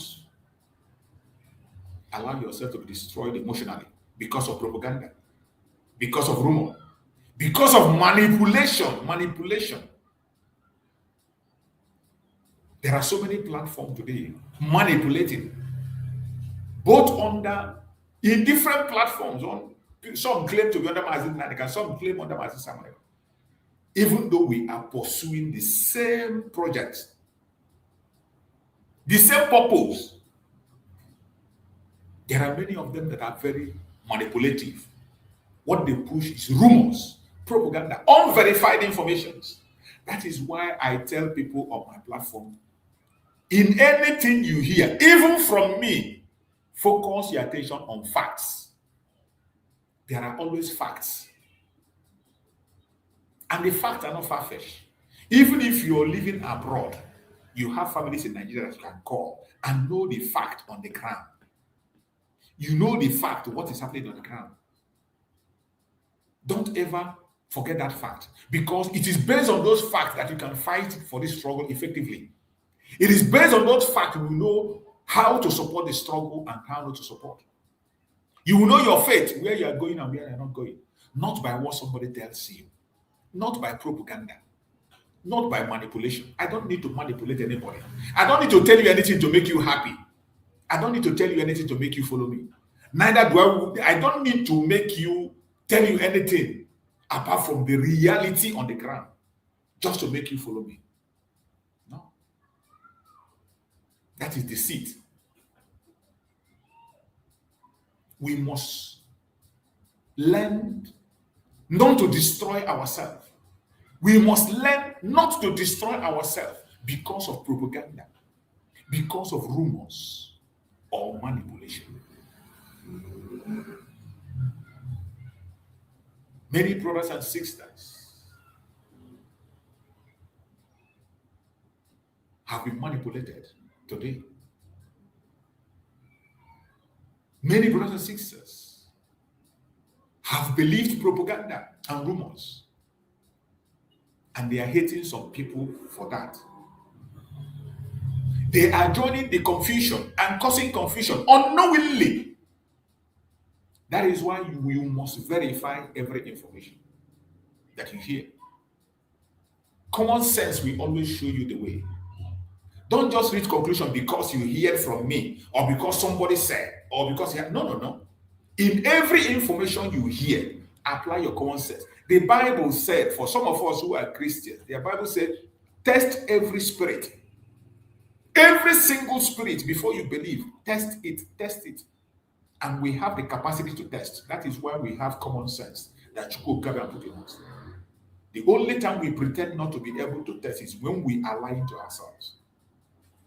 When your heart is filled with anger already, you are already hating, you are already feeling with rage, you envy and jealousy is already filling your heart. In that situation, you cannot be able to verify anything. But if you have a clean heart, a pure heart towards your brothers and sisters, you will know when they are lying. You will know when they are telling you the truth. You will definitely know.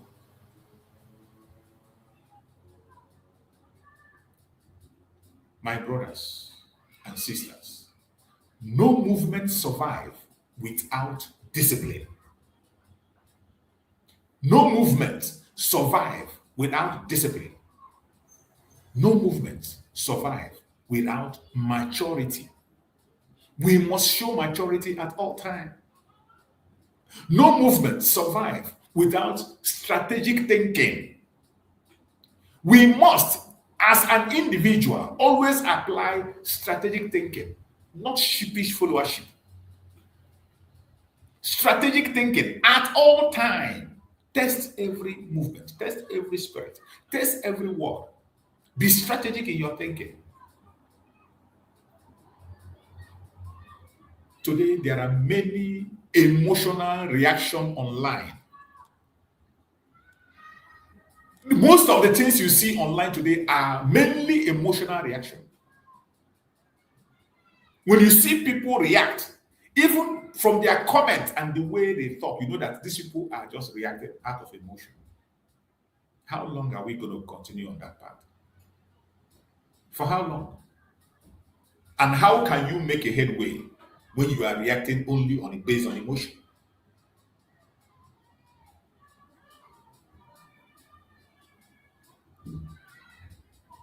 Many emotional reaction online today.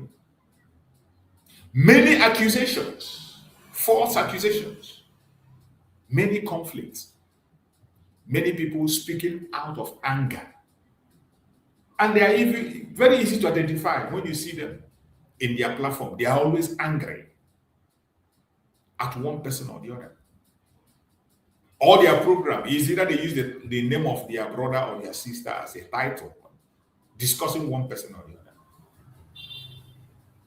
That makes them happy. And that makes people come along because people that love saga, people that want to see you tear your brother apart, they want to hear you tear your sister apart.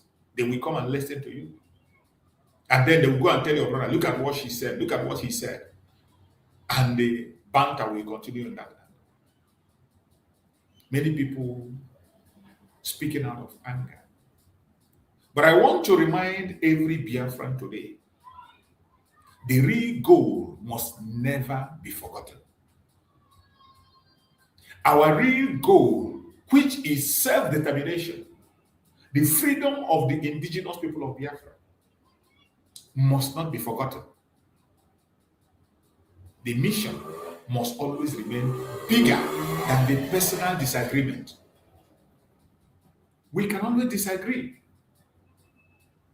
There are some people on this my platform that are watching today who even join me on program that we don't agree in everything. But I can't hate them because we don't agree in everything. Sometimes they speak, I learn from them. Sometimes I speak, they learn from me. We cannot agree on everything. There are still has to be some areas we disagree.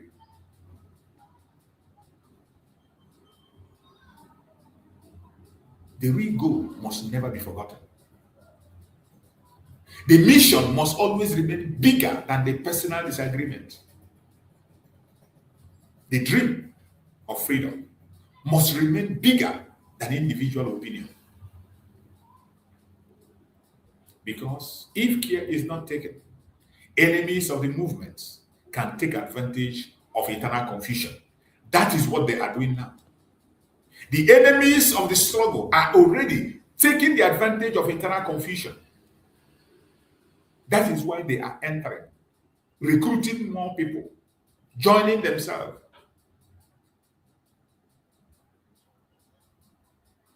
This is why I say today, Biafrans must remain focused. We must remain focused, no matter what happens. No matter our disagreement, no matter our challenges, no matter what is happening, we must remain focused. Do not allow hatred to consume the movement. You and I, we must not allow hatred to consume the movement. Do not allow envy to destroy unity. Do not allow ego to replace wisdom. Do not allow emotional manipulation to weaken your sense of direction. This one is very important. This last one, very important. Do not allow emotional manipulation to weaken your sense of direction. There are so many manipulations. Emotionally, they are manipulating so many people in this struggle. I know our level of thinking is not the same. Our level of reasoning is not the same. So people take that advantage to manipulate and use that emotional blackmail on so many people, and they are falling. I want you to remember this. A divided people are easier to weaken. A confused people are easier to control. But a united people become difficult to silence. My people, another important issue is the international community. Many Biafrans continue to ask, why is the world silent? That is what many people ask every day. Why are global powers not speaking enough? Why does justice appear slow? The truth is this: international attention often grows when movements remain organized, visible, peaceful in expression, and impossible to ignore. That is why it is important we must be disciplined. We must be disciplined. We must remain organized, visible, peaceful in expression, and impossible to ignore. That is why advocacy matters. This is why I am here. This is why you are there.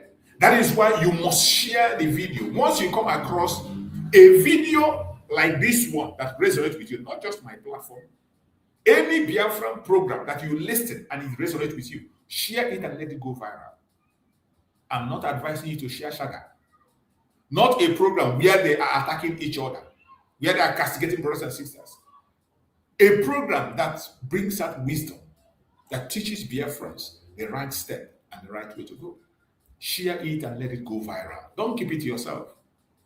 Like the program. If you have not yet liked this program, click like and share it. That is the charge that will give it to us. Radical evangelism. You are not just doing it for me. It is for us. This is why advocacy matters. That is why media visibility matters a lot. It matters. And that is why they are fighting our platform. They don't want us to explode. They don't want people to see our program. They don't make us to be visible. Some of them are even reporting even as we are preaching this program, they are reporting it. Some of them are reporting it. They are reporting the platform, weakening the reach, people we can reach. That is why Public engagement matters.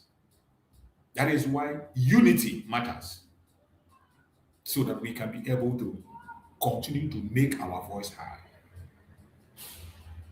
When we make our voice heard, when we advocate, when we are visible on media, when we continue to engage publicly, they can't ignore us. It will be impossible to ignore us. The world can never ignore. No matter how they dodge, they can't ignore. Even as it stands today, they can no longer ignore us anymore. Today, Chukwu Okikeme have raised many people, even non-Biafran people. Our sister in Israel is making waves over there. That our beloved sister in Israel, she is making wave over there, doing wonderfully well. And to my own surprise, when she posted a program, she posted an update about her effort on the release of Nnamdi Kanu and the Biafran cause. You go to the comment section, you see what people that claim to be Biafrans are commenting. You'll be ashamed of yourself. So many of us have lost it. And when I see their comments, I begin to wonder, do these people really want Biafra? A woman who is not a Biafra, but she dedicated herself in Israel that she is going to pursue the cause of Biafra till the end and make sure that we are free, including the case of Nnamdi Kanu. And when she gives an update, instead of you to appreciate her and thank her for her effort, you go under the comment section and you are attacking her. And these are the people who claim to be part of the struggle. Some of them claim to be breaking. Some of them claim to be with Nnamdi Kanu. They go and they begin to attack her. And what is their anger? Why didn't she mention their name? You can imagine the idiocy. So what matters to you is your name, not the freedom of the Biafrans we are talking about, not the freedom of our leader, who is the face of the struggle. All you want to hear is your name. That's your own name. That is the idiocy many of us display.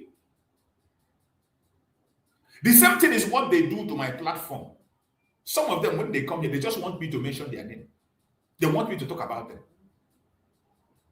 As if they are the one paying for my data. As if they are the one feeding me. That I'm promoting Biafra is not enough. They want me to call their name and mention them as the Alpha and Omega. That is idiocy. That is madness. Stupidity. That one, a woman in Israel who only is married to an Igbo man and the husband is late. But she made a vow that she will continue to pursue the cause of Biafra and make sure that we are visible, make sure that we are recognized in Israel. And she gives an update. The least he can do is to go and congratulate her and encourage her, appreciate her. She's not asking you for money. She is doing that on her own volition, spending her own money and her own time. The least you can do is to go to that platform and appreciate and thank her. But you go to that platform, you will see Biafran people with Biafran name, Biafran organization attacking her. That why is she not mentioning their name? Some of them were asking her, why is she talking about Nnamdi Kanu? She's not talking about Biafra. You see the idiocy. What is the difference between Nnamdi Kanu and Biafra? Tell me, what is the difference between Nnamdi Kanu and Biafra? These are the people that claim to be operating one thing or the other, giving themselves one title or the other, answering one name, writing Biafra in their forehead. But at the same time, when you look at their attitude and what they do, what will somebody say when somebody who is not a Biafra go to that very post and see the comments that you are making as a Biafra against a woman who is not a Biafran but fighting for Biafra? When people see that comment, the people you want to recognize you, what do you think they will think about you? How do you think they will feel? When other people that want to join, to encourage, or to recognize you, see the comments you are making against your wife, how do you think they will feel? And what do you think they will think about you? This is something, sometimes when I see this, and I feel ashamed of myself. Sometimes I begin to wonder, are we really fighting for this Biafra, or is there something else that people?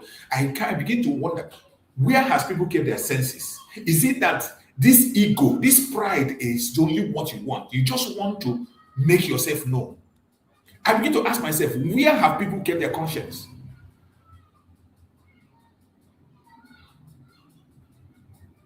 I begin to wonder.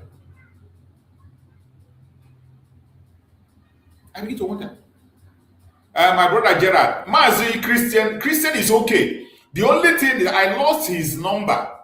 I can't be able to reach him again because when they hacked my phone, hacked my platform, so it affected the numbers. I lost many numbers, many contacts in my phone because I had to reformat my phone. So when I reformatted my phone, some of the numbers that I kept on my phone that are there got me. That's why I'm not contacted him. But I believe he's okay, though he was having some issue before I lost his contact. And I'm still trying to see if I can get his contact. And anybody that has his contact should just reach out to him and tell him. I'm also asking about him. I want to reach him, but I've not been able to reach him. But I believe he's okay. Only that he had a problem then, and I've not been able to reach him all this while. As soon as I can be able to reach him, I will be able to give the feedback. I know that many people have been asking about Pro-Christian. I believe he's okay. Though he was having some issue before my platform was hacked and I couldn't be able to have access to his number again. But I believe by the special grace of Chukwukema, he's okay. And we continue to make research. I'm still searching and asking and looking for what if I can be able to retrieve his number and get to him. So thank you for that concern. Thank you for that concern. So my fellow Biafran, we must continue. Don't allow anybody to distract you or deviate you. We must continue to advocate. Advocacy matters. Media visibility matters. Public engagement matters. That is why unity also matters. Pressure creates attention. That was why Mazi Simon Ekpa gave Nigeria the highest pressure ever you can ever imagine. That was why Mazi Simon Ekpa refused to back down from sit at home when they say stop. He said no, because pressure matters. Pressure creates attention. The pressure we mounted on Nigerian government created a very mighty, heavy attention. That was why Mazi Simon Ekpa said no, stop this pressure. No, I won't stop it. And he made it clear he won't stop. Pressure creates attention. Attention creates discussion. Attention creates discussion. Discussion creates global awareness. Now you can understand how we got to where we are today. We got the attention, discussion began to happen, and the global awareness entered.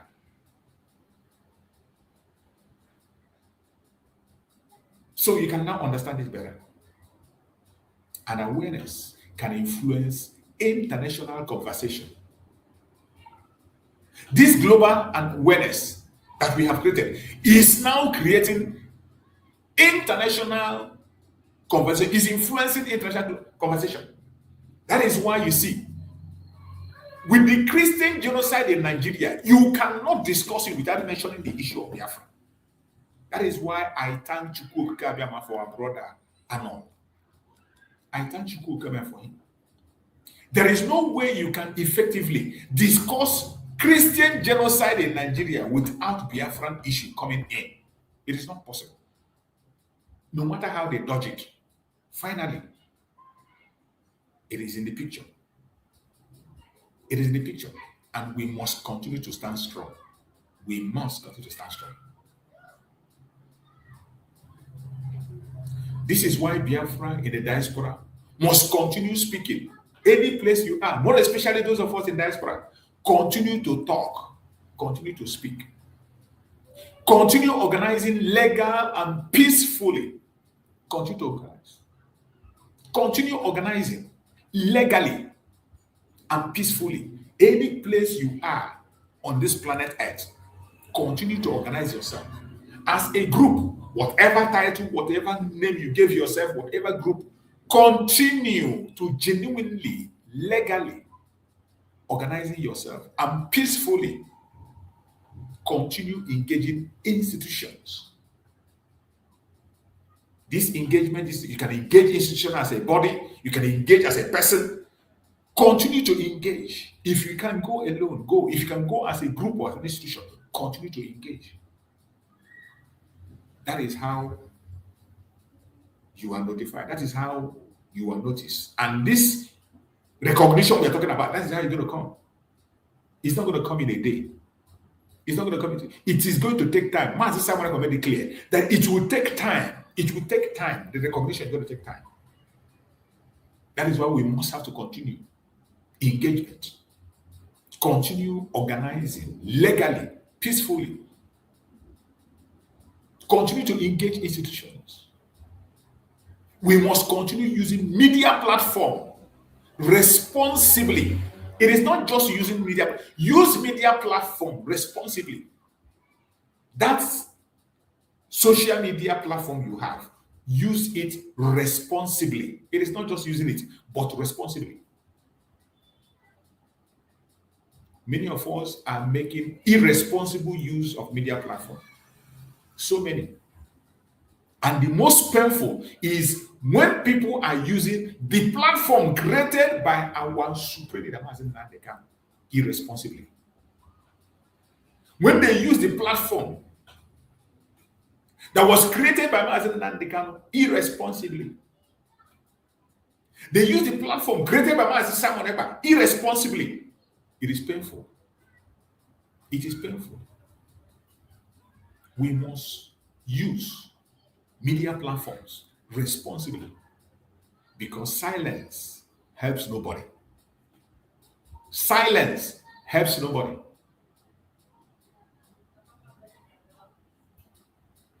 Now, let me say something very important. I want you to pay attention. Every liberation movement faces difficult moments. There is no doubt. Every movement experiences betrayal, discouragement, criticism, infiltration, and misunderstanding. This is not unique to Biafra. History is full of examples where movements struggle internally before gaining strength again. So it is not just peculiar with the Biafran people. So nobody should become hopeless. Nobody should become hopeless. You as a Biafran that is watching me there, don't be hopeless. There is hope. Everything that you are seeing happening today on the media, all these nuisance that you are seeing, that people are causing, let that not make you to be hopeless. No. Nobody should become hopeless. Nobody should surrender to fear. Don't you ever surrender to fear. No matter what you see, no matter how, do never surrender to fear. Nobody should allow discouragement to destroy their spirit. Don't. Do not allow discouragement to destroy your spirit. The future belongs to the people who remain resilient. My brothers and sisters, this is also the time for wisdom. We must learn the difference between constructive criticism and destructive attacks. This area is very important, and so many of us do not know the difference. We must learn the difference between constructive criticism and destructive attacks. We must learn the difference between disagreement and sabotage.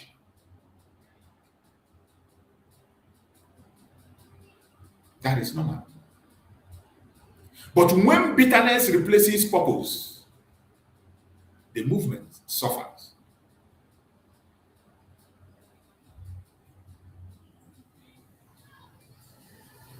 I want you to take note. Always remember,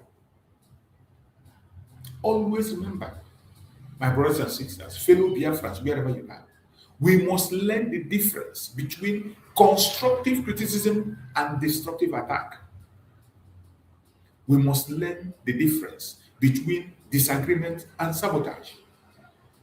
Because in every movement, People can have different opinion. That is normal.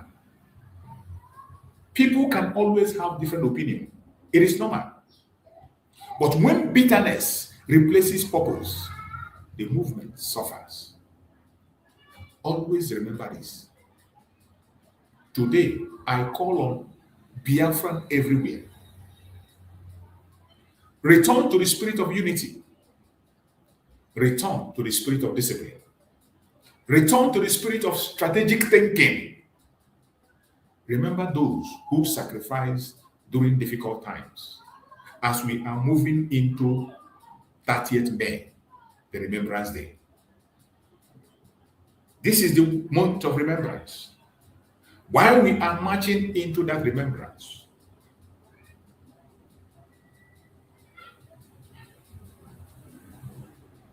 be cautious. Remember those who sacrificed during difficult times. Like our supreme leader, Nnamdi Kanu, our Prime Minister, Simon Ekpa, who are still sacrificing till now. Remember the generation who carried hopes and pain for decades. Don't you ever forget. Remember the families who still believe in a better future. Remember them. This struggle is emotional for many people. That is why words matters. When you want to say something, bite it and know how painful it is. Don't just say things because you want to say it. Don't just open your mouth and vomit anything you like from your mouth. This struggle is emotional for many people. That is when I see Nneka Chimezie speak the way she speaks, she doesn't know the trouble she's getting herself into.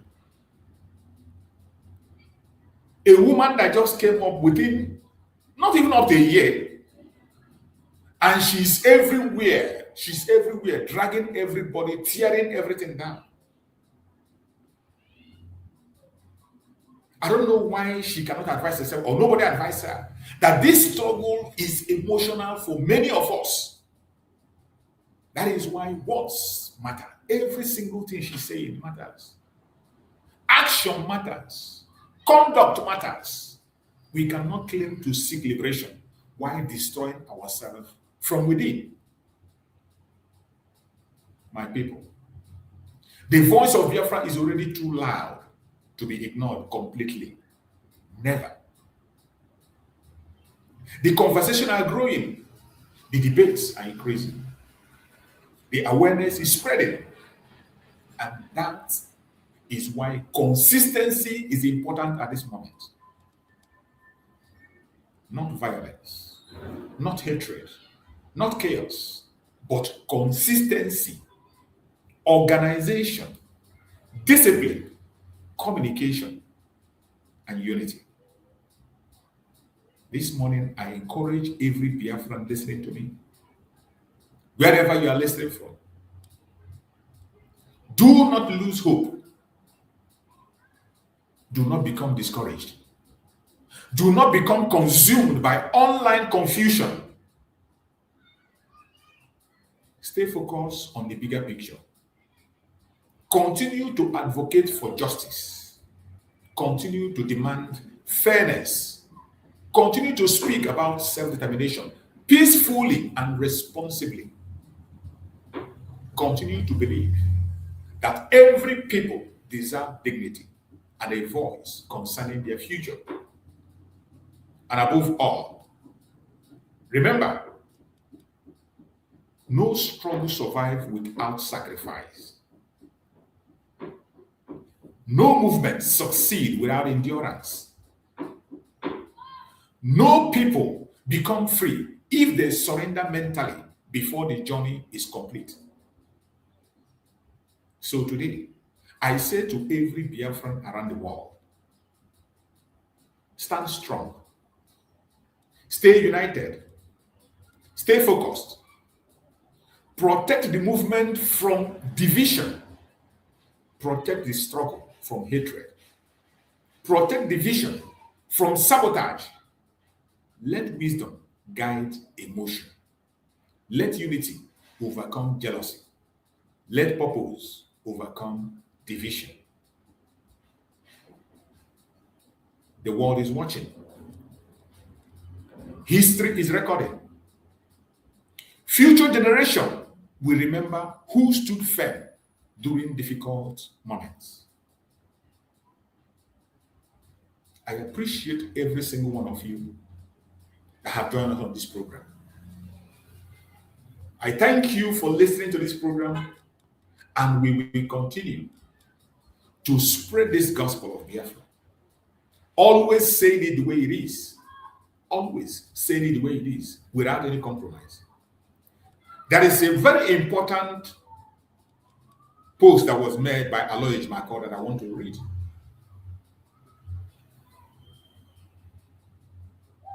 That post is something I want us to read together.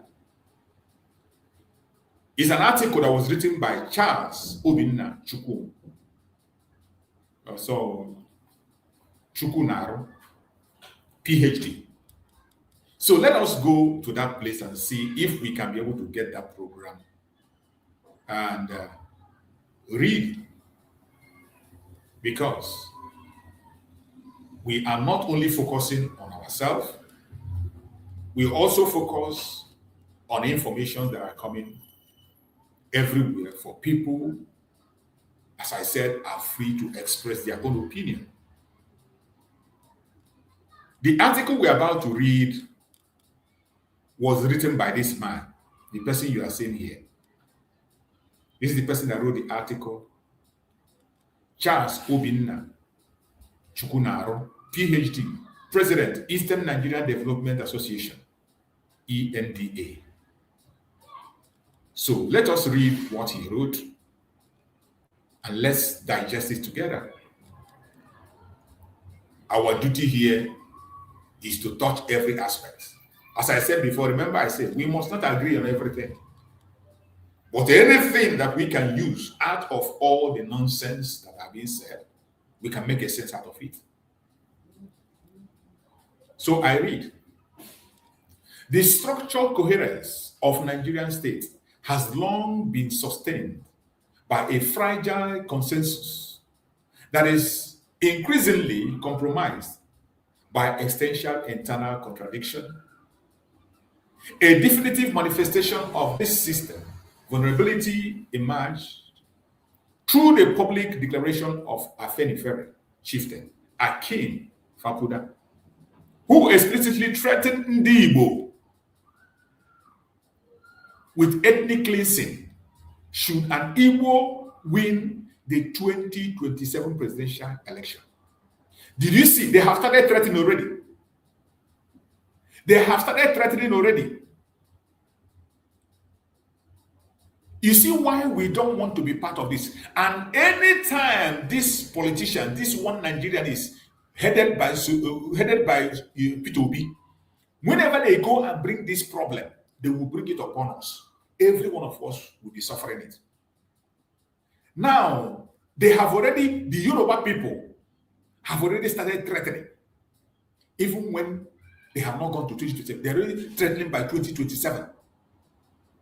They are threatening the Igbos already with 2027. And if an Igbo man wins the election, what they will do and what they will not do. How long shall we continue to face this threat? We know what happened in the last election. How people lost their properties, how lives were lost, how many people. They are already threatening again. And in all the loss that was encountered during the last election, remember, P2B did not, he didn't even stand up for the people who were killed. He didn't stand up for them, neither did he make a case for them. People lost their properties, people lost their businesses. He didn't make a case for them. They have started again. They have started again, you see. A definite manifestation of this systemic vulnerability emerged through the public of declaration of Afenifere chieftain, Akin Fakunda, who explicitly threatened Ndi Igbo with ethnic cleansing. They are already threatening us with ethnic cleansing should an Igbo win the 2027 presidential election. Nigerian people are already threatening ethnicity. Yorubas, to be precise. You see.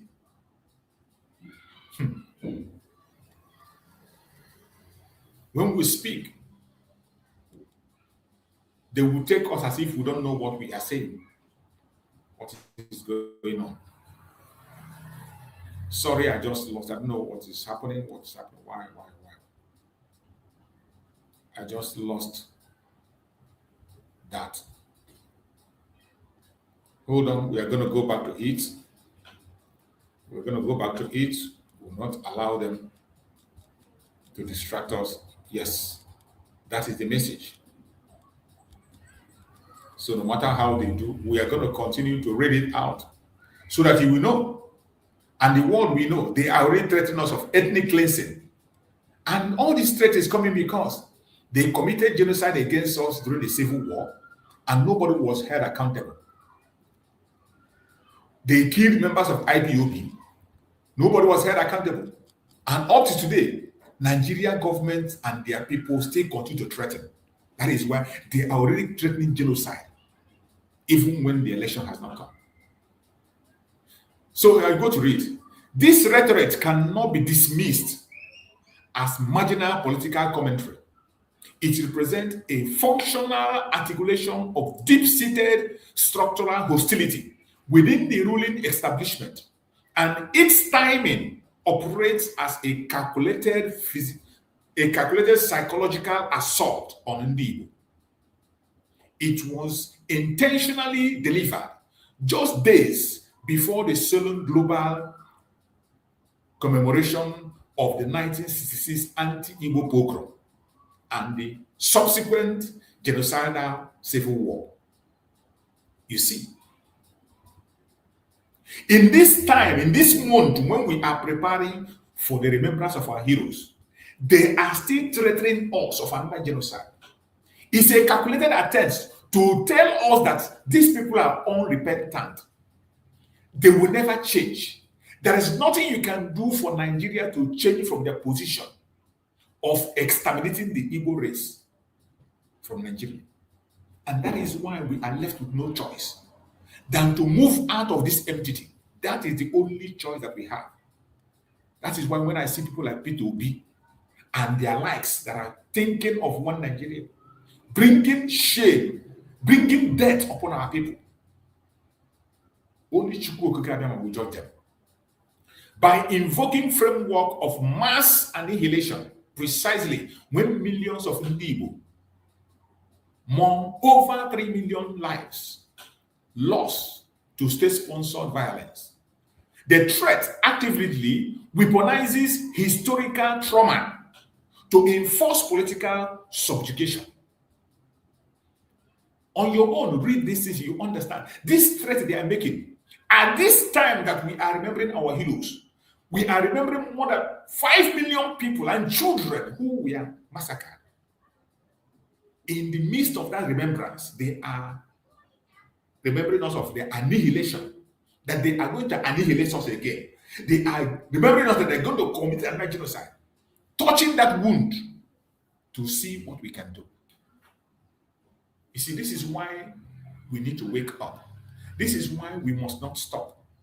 This is why, even when you feel like I'm not doing it again, when you read this kind of article, you will wake up from your sleep.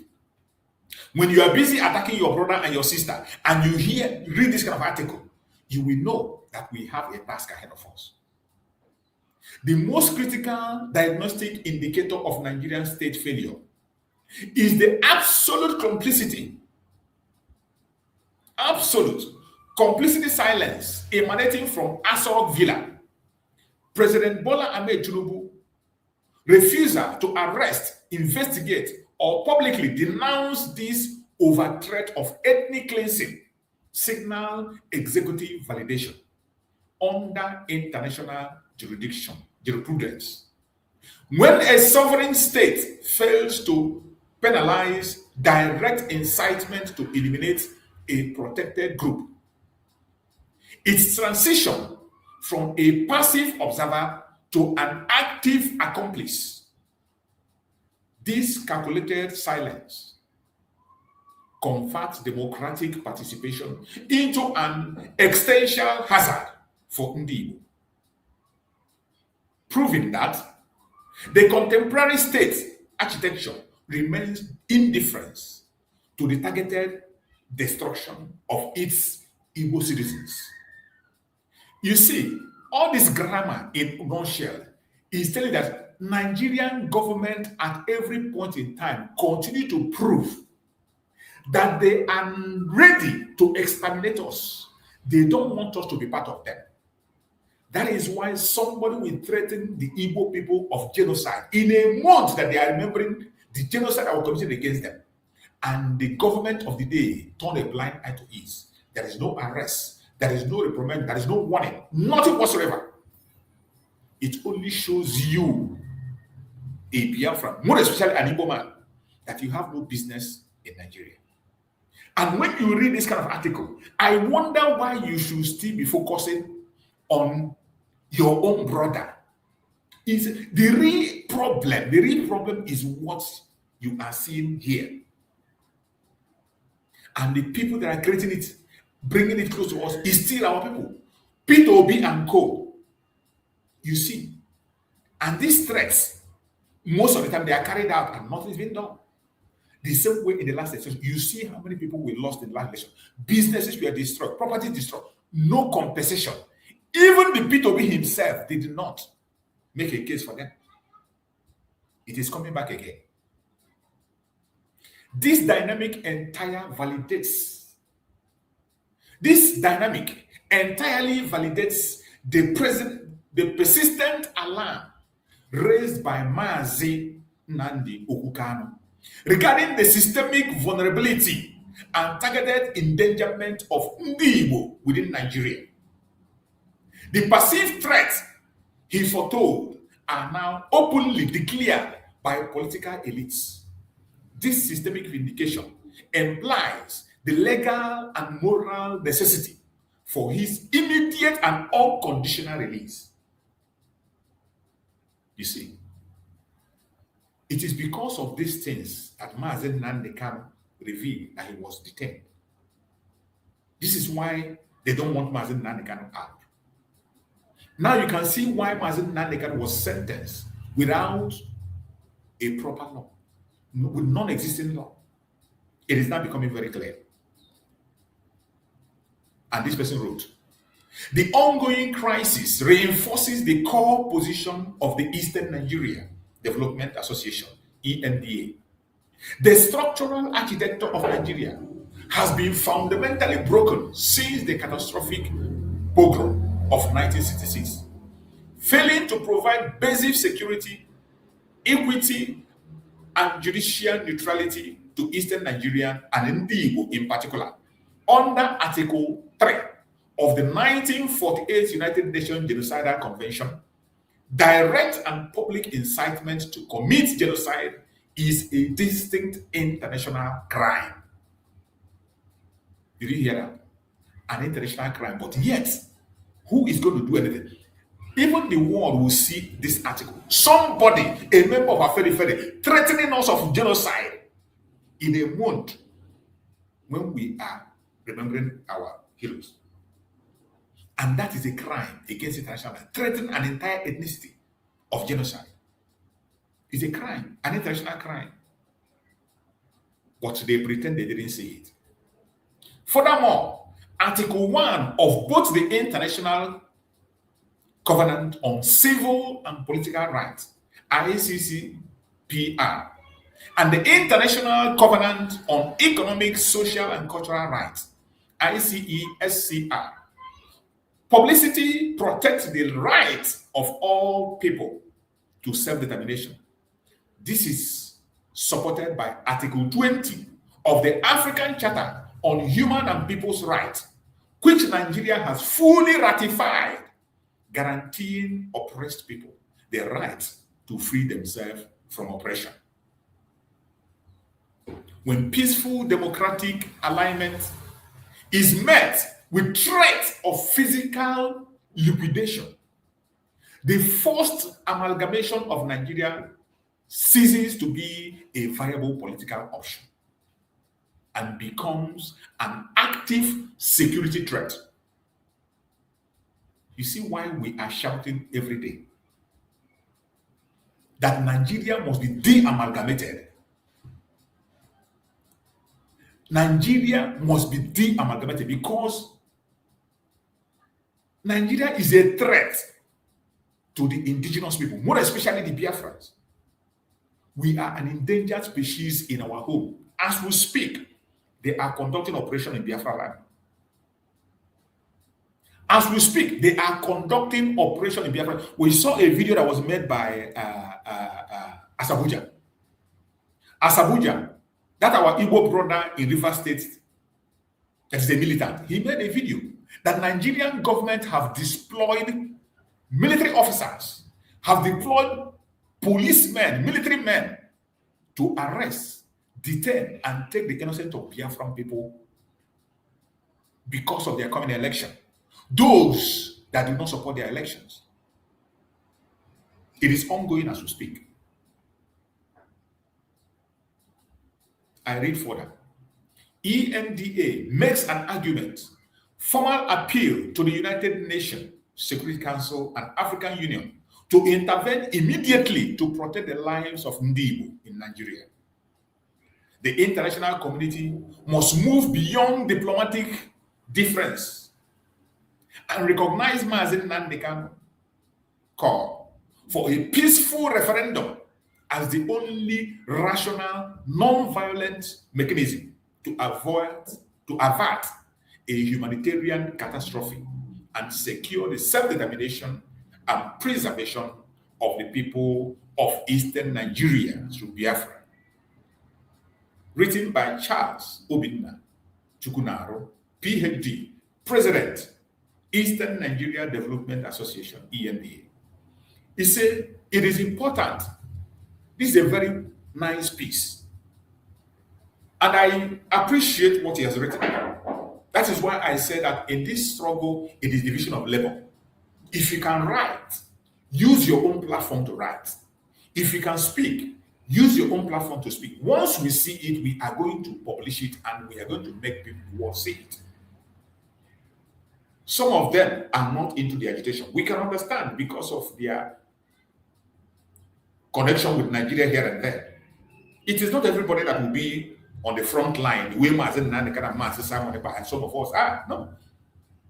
But use your platform to speak the truth, the simple truth, just as this man have said. So wherever you are as a Biafran, we must never give up. We have a very big task ahead of us.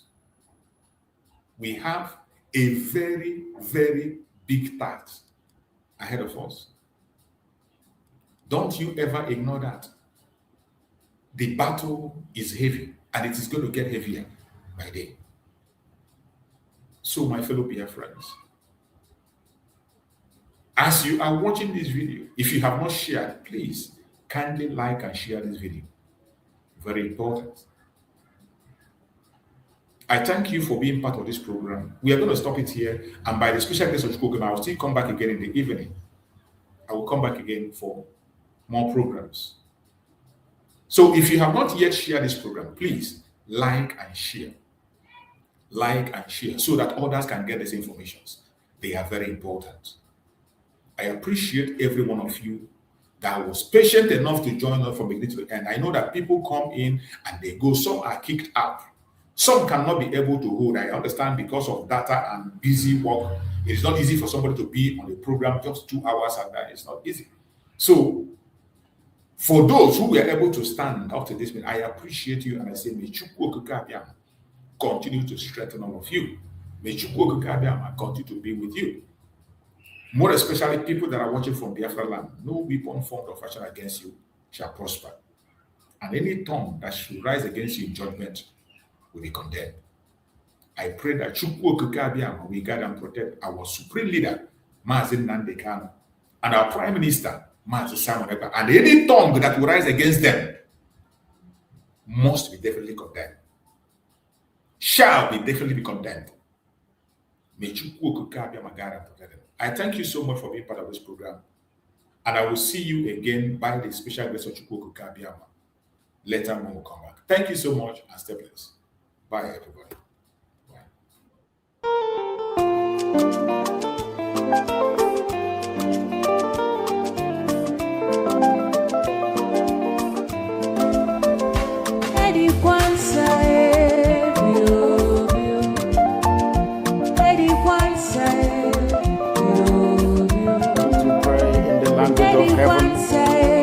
The very oldest language on the face of this very earth. Chiko kikabia mapuni nene chineke ngende sona efewe na isiala nyina ina koza hanso ya mbuni onye na jama we anya na ge farusi obo na nege onye kere nyina kere kema onye kere obia mrendi ndị nsọ na kiri ha na isiala ndị ọbadi ndị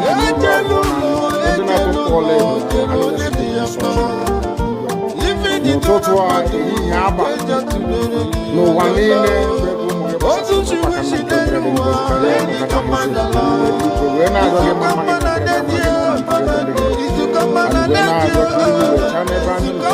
anyị wee na-arịọ gị ezi ebube dị ngozi etinye ọgbara n'etiti ndị ka ha rapụ ndị anyị onye bụ nna Chineke na ndị nsọ ka aka nsị ndị etu a wee baa ndị obodo kwesịrị isi uwe laa ya n'ihi anyị wee na-arịọ gị onye na-adịte ma ọ bụ